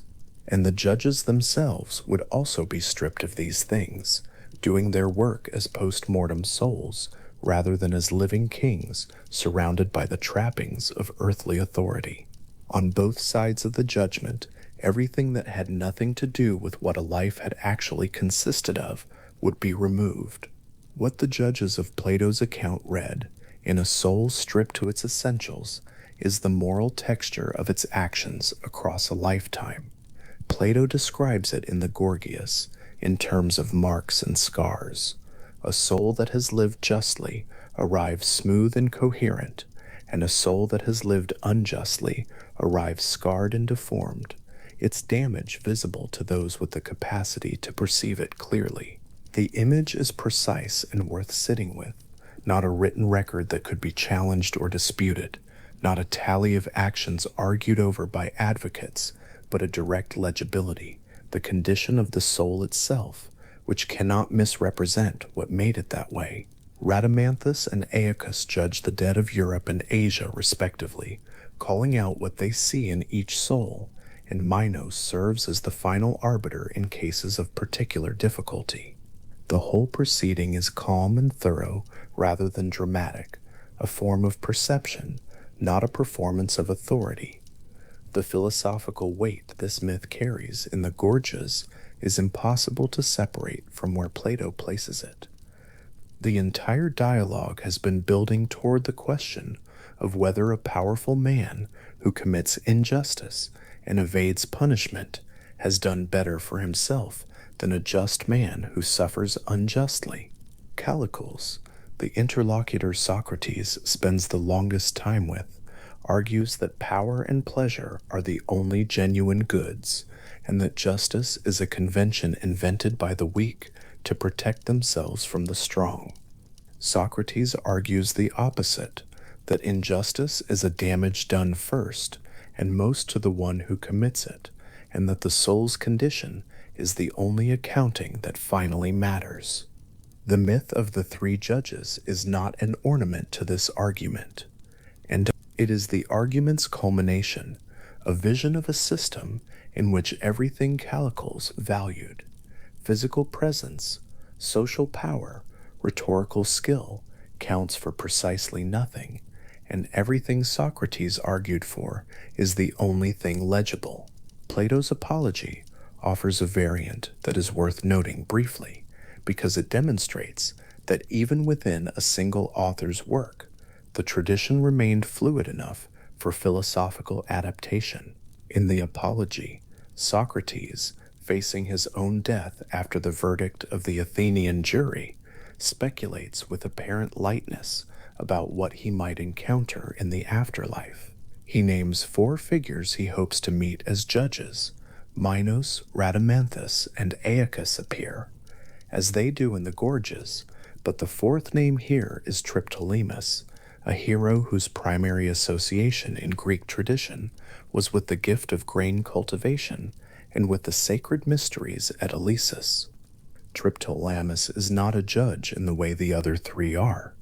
His presence in this list reflects the particular prestige of the Aeacian tradition and the way Greek afterlife mythology could absorb and accommodate figures from adjacent sacred contexts.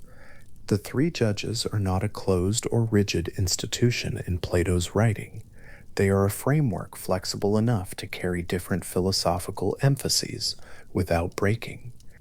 Across the Aegean, the Greek tradition that Homer and Hesiod and Pindar and Plato were working within was not developing in isolation from other cultures' accounts of what waited after death. Herodotus, the Greek historian of the 5th century BCE, traveled extensively through Egypt and recorded what he observed there in considerable detail, including his observations about Egyptian religious practices and funerary customs. The Egyptians had their own account of what happened to the soul after death, and its structural parallels to the Greek judgment tradition are close enough to have generated considerable scholarly discussion about the nature and direction of any influence between them. The Egyptian account centers on the Hall of Two Truths, and at its center is a scene of weighing. The heart of the deceased, understood to be the seat of conscience and moral record, is placed on one side of a balance scale. On the other side sits the feather of Maat, the divine principle of truth, order, and cosmic balance.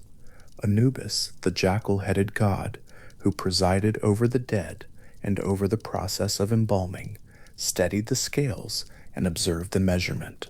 Thoth, the ibis-headed god of writing and divine record, waited at the edge of the frame with his scribal palette to record whatever the scale revealed.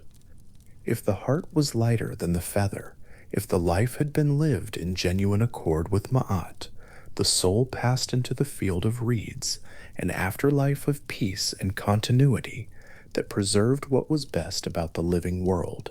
If the heart was heavier than the feather, it was consumed by Ammit, the composite creature who waited below the scale. Part lion, part hippopotamus, part crocodile, and the soul ceased to exist in any meaningful form. The weighing itself, the divine judges presiding, the record kept in a form that could not be falsified, the division between continuation and annihilation based on the moral quality of a life. These elements are close enough to the Greek judgment tradition that Herodotus himself, encountering them, would have recognized their family resemblance to ideas circulating in his own culture. Whether influence moved in one direction or another, whether the two traditions developed independently towards similar structures because the structures answered similar human questions, or whether the resemblance reflects something more specific in the ancient Mediterranean world's religious exchange. Scholars have argued these questions carefully and at length without arriving at a settled consensus. What can be said is that both traditions placed a scale, or something functionally equivalent to it, at the center of their accounts of what happened to the moral weight of a human life after death. The specific image preserved on Egyptian papyrus, the balance in the center of the frame, Anubis's hand steadying the beam, Thoth at the right edge with his palette, Ammit crouching below the scale in patient readiness, is one of the most frequently reproduced images of afterlife judgment in all of ancient art. It appears in Book of the Dead papyri across many centuries of Egyptian practice, the scene rendered with a precision that suggests it was not merely illustrative but instructional, a diagram of the procedure the soul would undergo and could therefore prepare for.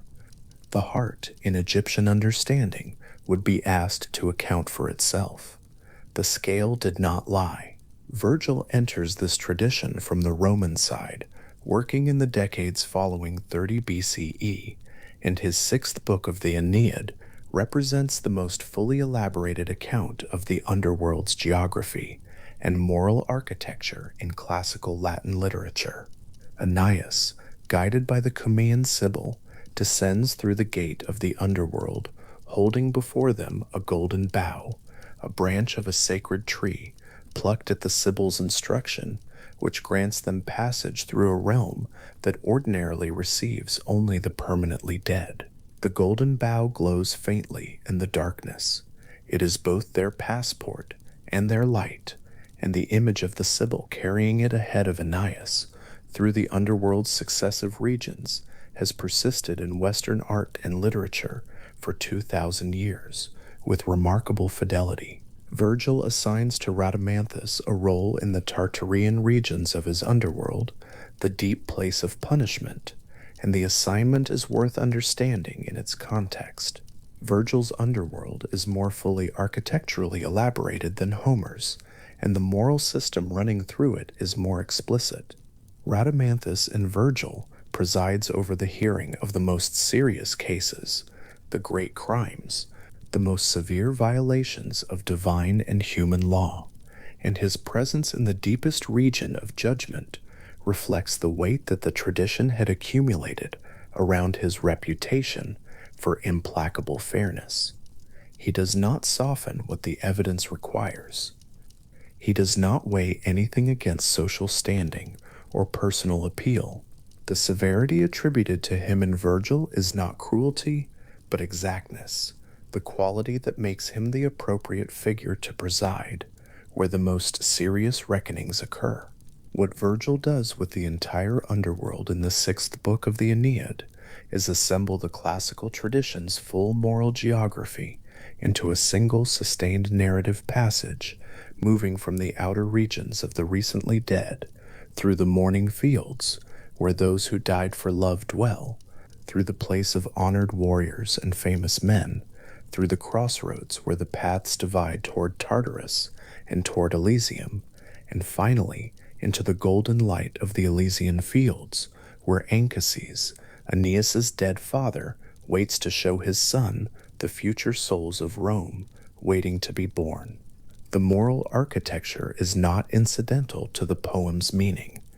The Aeneid is an account of Rome's divine foundation and destiny, and the underworld sequence is where Virgil grounds that destiny in something as old as the dead, in a vision of judgment, continuity, and inherited virtue that makes Roman history feel not like politics, but like cosmology. The influence of the Sixth Aeneid on later accounts of afterlife judgment is difficult to overstate. For European writers working in the medieval period, Virgil was the preeminent Latin authority, and his underworld was the most fully realized vision of the afterlife that the classical world had bequeathed to them. When Dante, in the early 14th century, chose a guide for his own descent into the afterlife, he chose Virgil. This is not merely literary compliment. It reflects the degree to which Virgil's account had become, for a medieval Italian poet, the authoritative map of the country below the living world, the tradition that any serious poet working in that territory would need to know completely. The golden bough the Sibyl carried ahead of Aeneas, that faintly glowing branch moving through the dark of the underworld's entrance, functions in Virgil's text as a kind of guarantee of safe passage, but also as a marker of the transition between the world the living understand and the world that operates by different rules below it. Virgil describes it as something that could not be taken by force, could not be found by those who were not destined to find it, would release itself from its branch only if the divine fates permitted. The bough was a test before the journey began, a way for the tradition to signal that the descent into what the dead know is not available to everyone who wants it, but only to those whom the tradition has prepared for the passage. The texts that have been set out here, Homer's Nekyia, Hesiod's Isles of the Blessed, Pindar's Victory Odes, Plato's Gorgias and Apology, Virgil's Sixth Aeneid, do not form a single coherent system. They form a conversation across centuries in which each writer encountered what earlier writers had said, and then thought again, adjusted, deepened, argued, or elaborated. Homer's Minos settling disputes with a golden scepter is not the same figure as Plato's Minos adjudicating the stripped souls of the dead without reference to earthly rank. Pindar's Rhadamanthus seated at the right hand of Cronus in the Isles of the Blessed is not quite the same figure as Virgil's Rhadamanthus presiding over the gravest cases in the darkest regions. These are not errors or inconsistencies. They are the record of a tradition that remained genuinely alive across 8 centuries, alive enough to be argued with, reimagined, turned toward new philosophical purposes without losing the thread of the original figures at its center. What connects all of it, what the tradition maintained through every transformation from Homer's court of the dead to Plato's cosmic reform to Virgil's elaborated moral geography, is the conviction that the quality of a life is not erased by death, that whatever a person has done across the span of their living years remains in some form present and legible after the person is gone. The tradition does not fully agree about what form that legibility takes, or who reads it, or what follows from the reading, but it agrees across all its centuries of argument, that there is a reading, that something in the moral weight of a life persists and is perceived. This conviction was, in its time, a serious philosophical and religious claim. Plato built his most ambitious dialogues around it. Pindar wove it into the public celebration of athletic victory, so that a chariot race and the question of the soul's eventual fate inhabited the same poem, the same courtyard, the same evening's torches. Virgil embedded it in an account of Rome's founding, so that the largest political claim his culture was capable of making, that Rome was divinely ordained and historically inevitable, rested on a cosmological structure in which the dead were not simply gone, but were sorted by what they had done. The three judges at the center of this structure were not decorative mythological furniture. They were the answer to a question the tradition was genuinely trying to answer. What is justice, and can it ultimately be escaped? Homer does not quite ask that question yet. Homer describes what his tradition held about the dead, and among the dead he places Minos with his scepter, continuing his work. But by the time Plato is writing, by the time the Gorgias is building toward its final myth, with Callicles' argument about the superiority of power and pleasure still warm in the dialogue's air, the question is pressing and specific, and the three judges are its answer. Rhadamanthus and Aeacus read the marks on a stripped soul, the way an experienced craftsman reads the condition of a tool. Minos makes the final call in the cases that require it, and the souls go where the reading sends them, toward the three different qualities of light that wait along the three diverging paths, and nothing that happened in their living years, not their wealth, not their family connections, not the speeches their advocates might have made on their behalf, changes what is written on them. The Gorgias was composed around 380 BCE, and it has been read continuously since then, not universally, not in every decade of every century, but persistently, preserved through the Byzantine transmission of Greek texts, translated into Latin, absorbed into the philosophical currents of the Islamic world, recovered by Renaissance humanists, and placed back into the center of European intellectual life in the 15th and 16th centuries. Philosophers working now in universities, in academic journals, in published commentaries on Plato's moral and political philosophy, still engage with the argument of the Gorgias as a live argument, still take seriously the philosophical claim that injustice damages first and most the one who commits it, still read the myth of the three judges at the dialogue's end as an integral part of the text's meaning, rather than a decorative appendage. The names Minos, Rhadamanthus, and Aeacus appear in the footnotes of contemporary scholarship. They appear in introductions to Plato, written for students encountering the dialogues for the first time. They appear in academic arguments about whether Plato's myths are best understood as expressing genuine metaphysical commitments or as literary strategies for conveying philosophical points that resist purely argumentative treatment.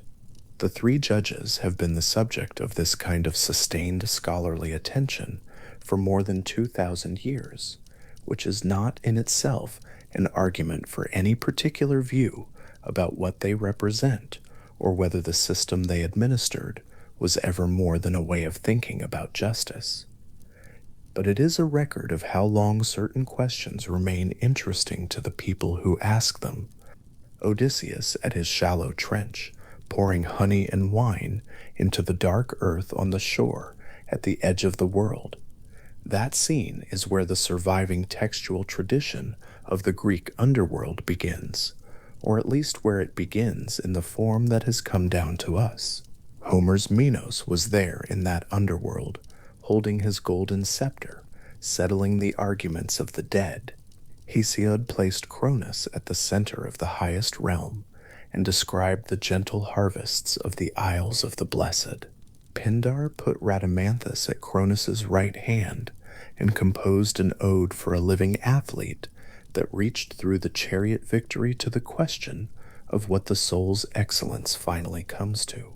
Plato took the three judges and built around them the most philosophically ambitious account of posthumous moral weighing in the ancient world, and sealed with it the argument that injustice is a damage no power can prevent or conceal.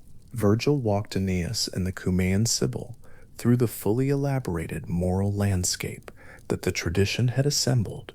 The golden bough carried ahead through the dark, the regions of the dead, laid out with the care of someone who had read everything his tradition preserved and thought carefully about what it meant. The Sibyl's golden bough moved through the dark of the underworld's entrance, faintly bright against everything around it. This is where the classical tradition as a sustained body of thought about judgment and the soul reaches something like its fullest form, assembled by a poet who had read Homer and understood Plato and was writing in the last years of his life something he considered his greatest work. Virgil died before the Aeneid was fully revised, and by the account that survives, he instructed his literary executors to destroy the unfinished manuscript. They did not. The sixth book survived with the rest of it, the Sibyl's bough intact, the golden light of it, persisting through 2,000 years of reading and copying and translation and commentary, a branch that could not be taken by force, that released itself only when the tradition was ready, that has been glowing in the hands of careful readers ever since.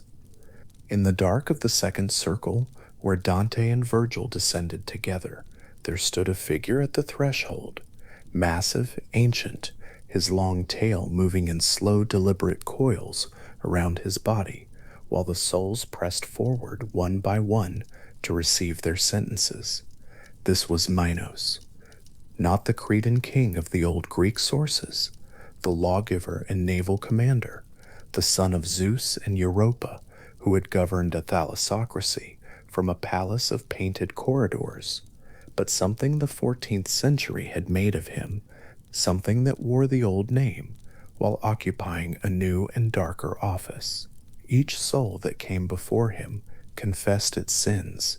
Each time the tail wrapped itself around and around his enormous body, the number of its coils indicating how many circles down the soul would fall. 1 coil for the first circle, 2 for the second, down through 9 toward the frozen center that the Inferno described at the bottom of everything. What Dante did with Minos is one of the more vivid demonstrations of how a mythological figure can cross centuries without losing its essential function. The Greek tradition had placed 3 judges at the crossroads of the underworld, Minos, Rhadamanthus, and Aeacus, and given them the work of perceiving the moral record of each arriving soul and directing it toward its proper destination. The destination had 3 options in the Greek account: Elysium for the virtuous, the Asphodel meadows for the undistinguished many, and Tartarus for the genuinely wicked. Dante retained the tripartite structure, paradise, purgatory, hell, and retained a figure named Minos to stand at the point of sorting. The tail replaced the judicial gaze. The coils replaced the calm procedural weighing of a soul's deeds. But the function held.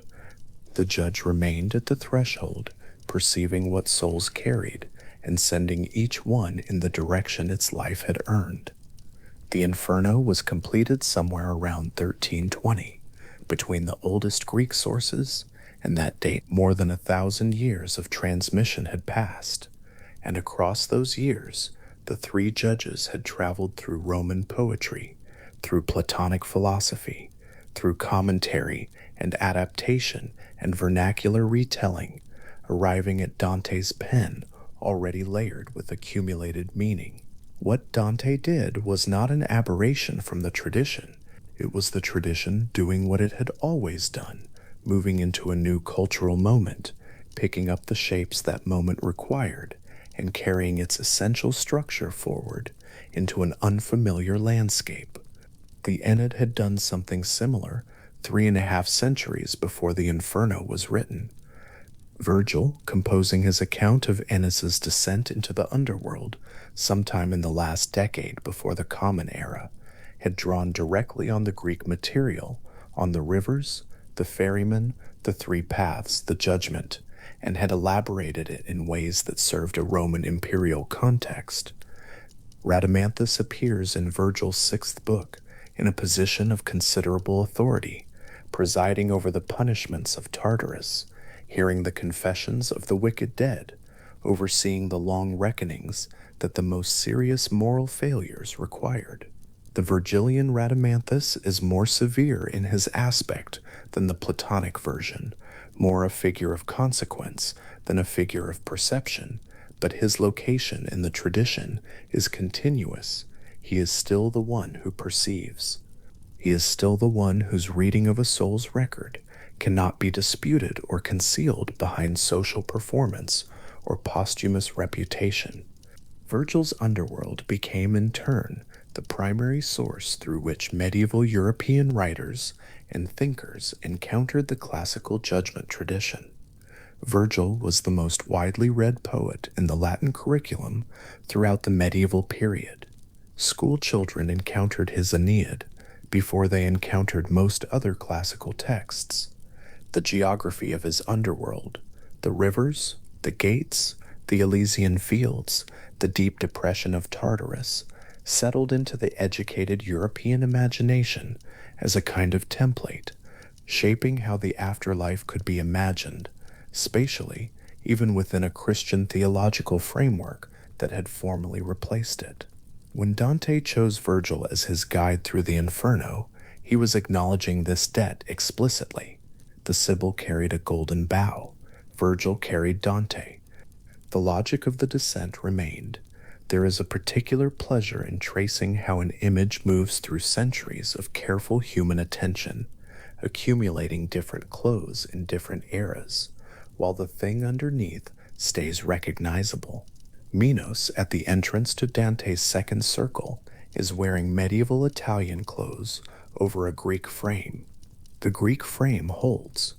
The judge remains at the threshold, reading what the soul has made of itself across its life and sending it where that life has pointed. Before Dante and before Virgil, before the Latin tradition had fully absorbed the Greek one, the Egyptian tradition had been working with the same essential structure for well over 1,000 years. The weighing of the heart, as the oldest versions of the Egyptian Book of the Dead describe it, took place in the Hall of Two Truths. The deceased stood before Osiris and a company of 42 assessor deities, while Anubis, the jackal-headed god who guided souls through the transitions of the dead, placed the heart of the deceased on one side of a large scale. On the other side rested the feather of Ma-Tanakh. Ma'at was the principle that held the universe in its proper order, truth, justice, the right alignment of all things, and her feather was its physical instantiation, the lightest possible weight against which a human life was measured. If the heart was heavier than the feather, it would be devoured by Ammit, a creature composed of crocodile, lion, and hippopotamus waiting beside the scales.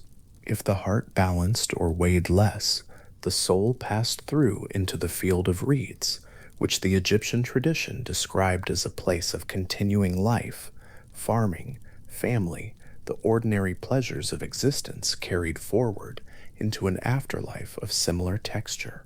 Thoth, the ibis-headed god of writing and wisdom, stood at the edge of the scene with his scribal palette, recording the outcome. Anubis guided the soul through the procedure with calm attention, one hand steady on the beam of the scales.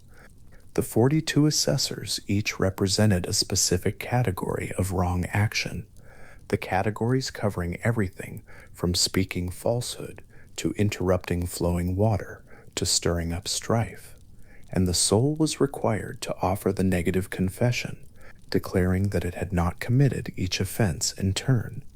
The whole scene was rendered on papyrus with extraordinary visual precision, the scale perfectly centered in the composition, Anubis's hand on the beam, Amit waiting with patient attentiveness below, Thoth's palate already open. The Greek historian Herodotus, writing in the 5th century BCE, recorded his impressions of Egypt at considerable length in his histories, describing the temples, the priests, the religious practices, and the general theological character of Egyptian civilization, with careful attention. He did not record every detail of the judgment tradition, but he noted the Egyptians' particular seriousness about the afterlife, their elaborate funerary practices, and the way Egyptian religion oriented entire communities around the moral requirements of a posthumous reckoning.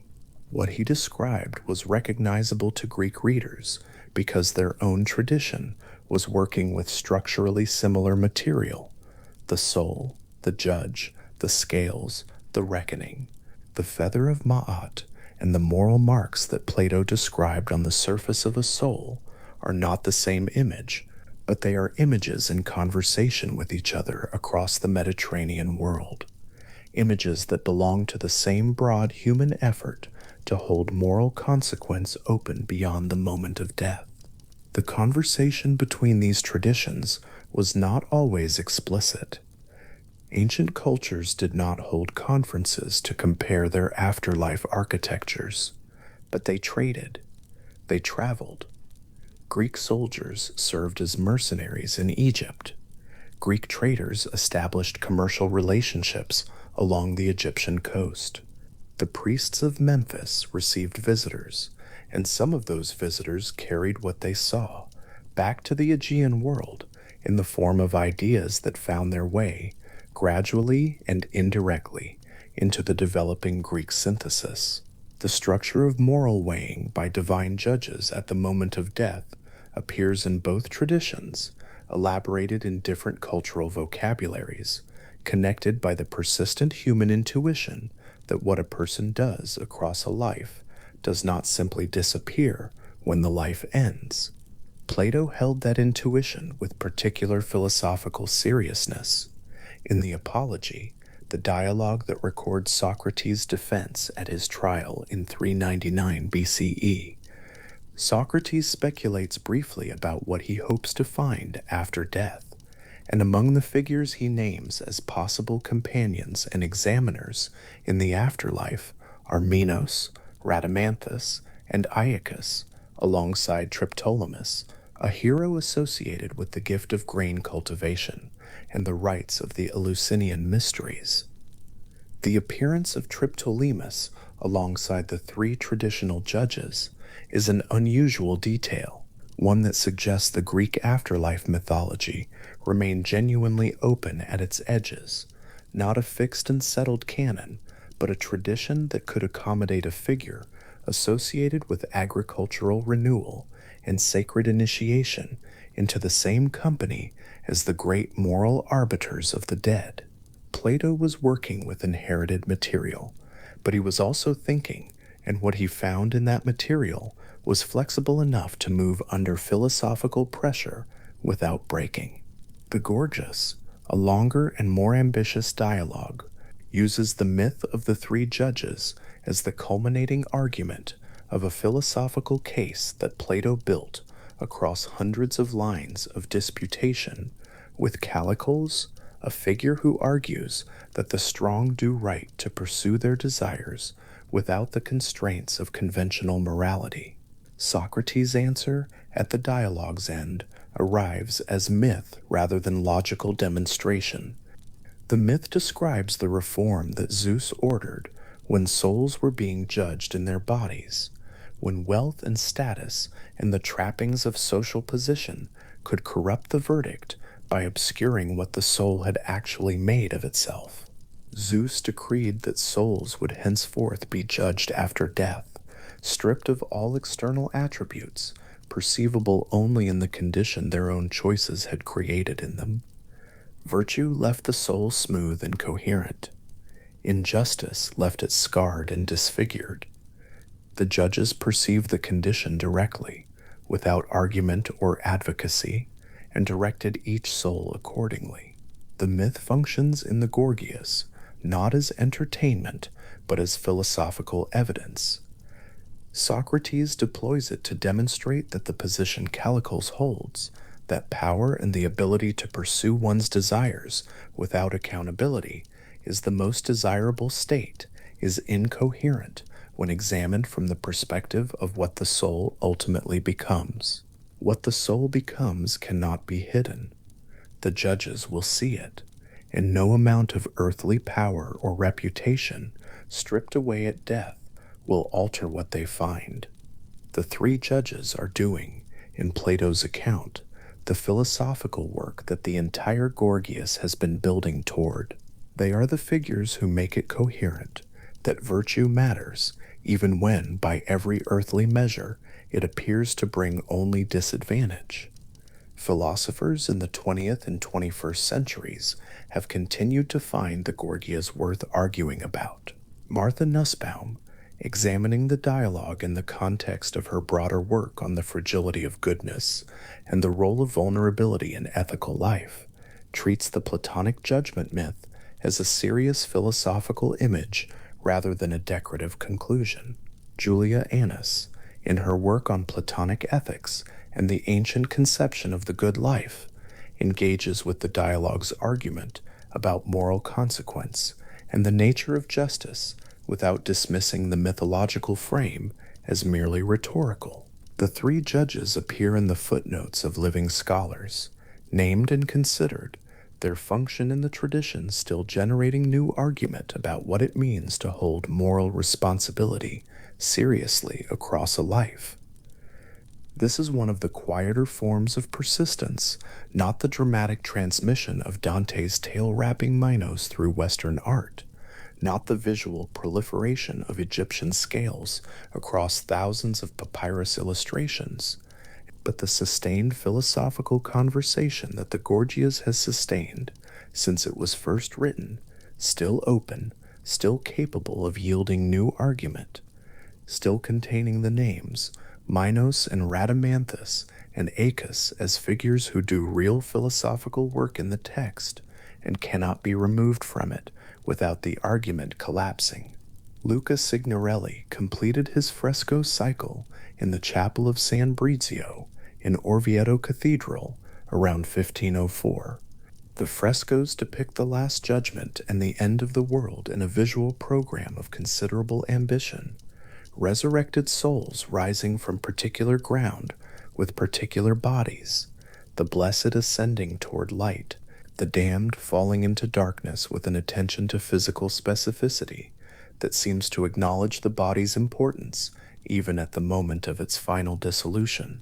Signorelli was a Renaissance humanist working in a sacred commission, and the program he designed absorbed classical mythological imagery into a Christian theological framework with a naturalness that reflects how thoroughly the two traditions had merged in the educated Italian imagination of his era. The classical figures of judgment appear in their inherited forms within a composition organized around Christian eschatology. The synthesis is not awkward. By 1504, the two traditions had been occupying the same intellectual and visual space for so long that their formal elements had learned to arrange themselves together without friction. The afternoon light falls through the chapel windows onto those painted walls at a low angle in the hours before evening. It reaches the figures in the upper registers of the composition, the judges in their classical forms, the angels in their Christian ones, and illuminates them with an even, unhurried quality that the painters of that period understood and planned for. The frescoes have been there for 5 centuries.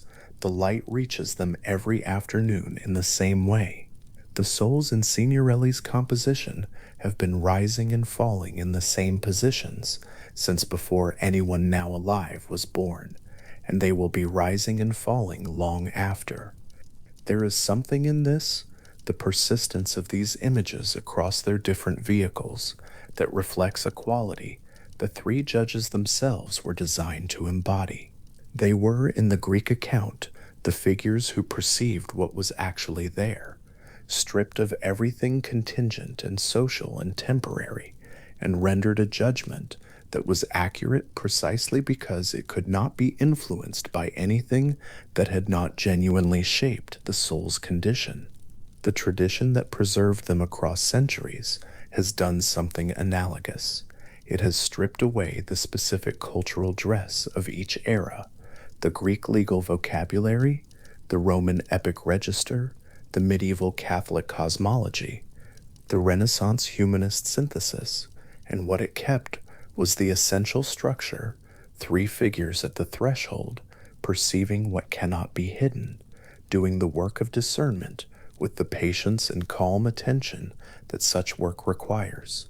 The Triptolemus, whom Plato placed beside them in the Apology, is an interesting companion for that thought. Triptolemus was sent by Demeter across the world in a chariot drawn by dragons, carrying the knowledge of grain cultivation to all the peoples of the earth, the gift that made settled agriculture possible, that made stored food possible, that made it possible for human communities to plan across seasons rather than simply surviving through them. The connection between grain cultivation and the afterlife judgment tradition is not accidental in the Greek symbolic vocabulary. Demeter presided over both the growth of grain and the Eleusinian mysteries, which offered initiates a different relationship with death and what followed it. The agricultural metaphor runs through the judgment tradition, the idea that what is planted across a life comes to harvest, that the condition of the soul at death is the condition of a thing fully grown, that the judges are reading not a verdict, but a result. Triptolemus, who taught human beings to tend and harvest what they planted, belongs naturally enough in that company. The river Lethe ran through the underworld's geography, carrying the water of forgetfulness, and souls who drank from it before reincarnation would lose the memory of everything, the life they had lived, the judgment they had received, the particular shape their choices had made of them.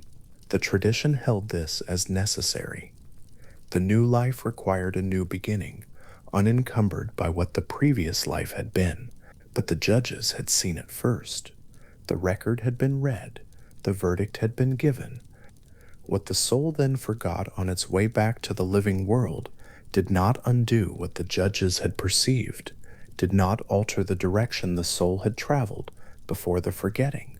The tradition seems to hold that the moral record of a life is real, whether or not the person who lived it continues to carry it. Real in the way that a thing genuinely happened is real, not requiring anyone's memory to remain so. Pindar, writing his second Olympian ode for the tyrant Theron of Aeacus, sometime around 476 BCE, described a tiered afterlife in which souls passing through three virtuous incarnations were sent to the Isles of the Blessed, where Rhadamanthus sat at the right hand of Cronus as an honored assessor of the blessed dead. The ode was performed at a victory celebration. Music, torches, garlands, the smell of food and of the evening air of coastal Sicily, a living athlete's triumph being celebrated in real time while the poet's words carried those present momentarily into the country of the perfectly virtuous dead. The two registers occupied the same song. The Isles of the Blessed were invoked to honor the living. Rhadamanthus, seated beside Cronus in a place of perpetual golden afternoon, was the form that the ode's highest praise could take. That ode is still read. Pindar's Greek is difficult, the meters demanding, the mythological allusions dense with the compressed knowledge of a tradition that expected its audience to carry large amounts of shared reference without explanation. But the ode is still there, and Rhadamanthus is still in it, still seated at the right hand of Cronus, still doing the work that the tradition assigned to him in whatever capacity honored assessors of the blessed dead are understood to perform. The ode survived because it was carefully copied and then copied again, passing through the libraries of Alexandria and the scriptoria of Byzantine monasteries and the printing houses of Renaissance Europe, arriving eventually in the collections of modern scholarship, where it can be read in critical editions that track every variant in every surviving manuscript. That path of transmission, copying, preservation, editing, translation, commentary, is the same path that carried the three judges forward from their Greek origins into the present. They were not carried by continuous popular belief. The religious traditions that had given them their original authority faded, transformed, were displaced by others. They were carried by texts. Careful readers found them worth preserving, worth copying, worth commenting on, worth arguing about. Plato found the myth philosophically serious enough to place at the end of one of his most important dialogues. Virgil found it narratively necessary to include Rhadamanthus in his most ambitious poem. Dante found Minos structurally essential to the architecture of the Inferno. Signorelli found the classical judgment imagery visually generative in a sacred commission. The scholars of the 20th century found the Gorgias still worth arguing about in the footnotes of living books. The three judges did not require continuous devotion, they required continuous interest.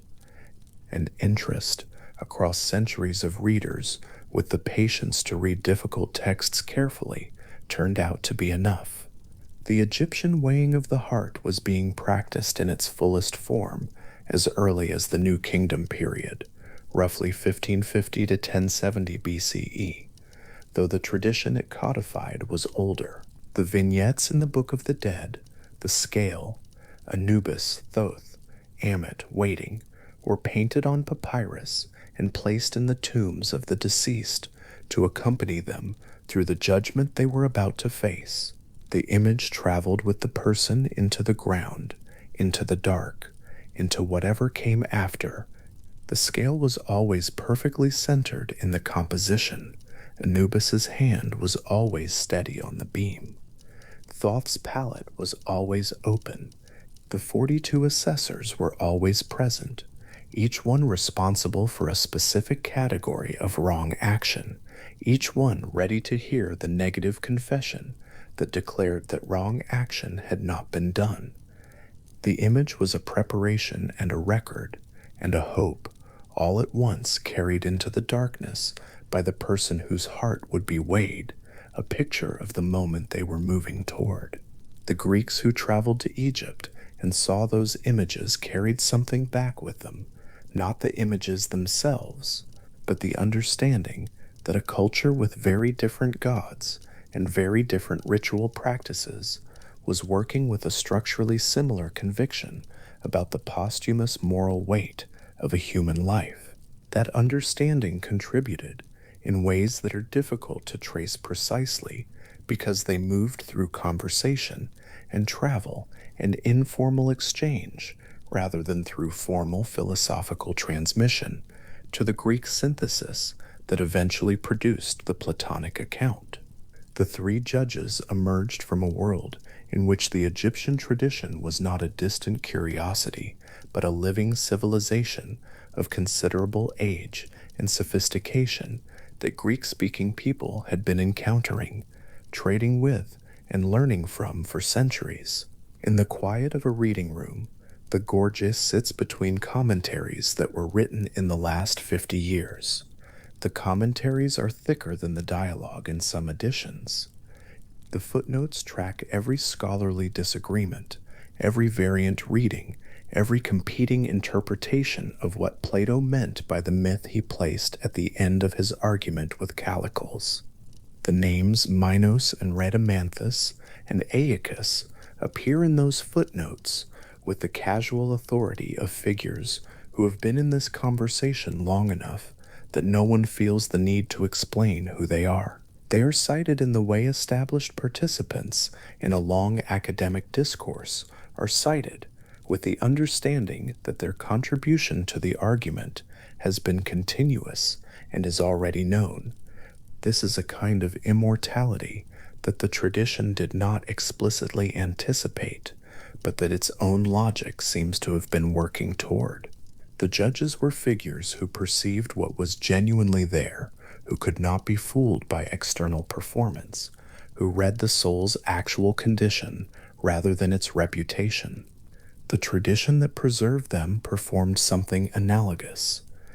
It stripped away the specific cultural context of each era: Greek, Roman, Byzantine, medieval Catholic, Renaissance humanist, modern academic, and what it kept, what it has been continuously keeping for more than 2,000 years, is the essential perception that there are figures who can read what a life has actually been, and that the reading is the judgment, and that what the life actually was cannot be changed by anything that comes after it.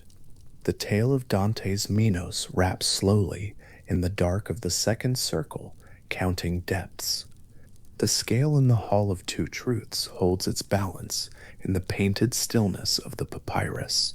Rhadamanthus sits at the right hand of Cronus in the golden afternoon of the Isles of the Blessed, in the words of a victory ode, still being read in university seminars and private collections, and the quiet reading rooms of old libraries.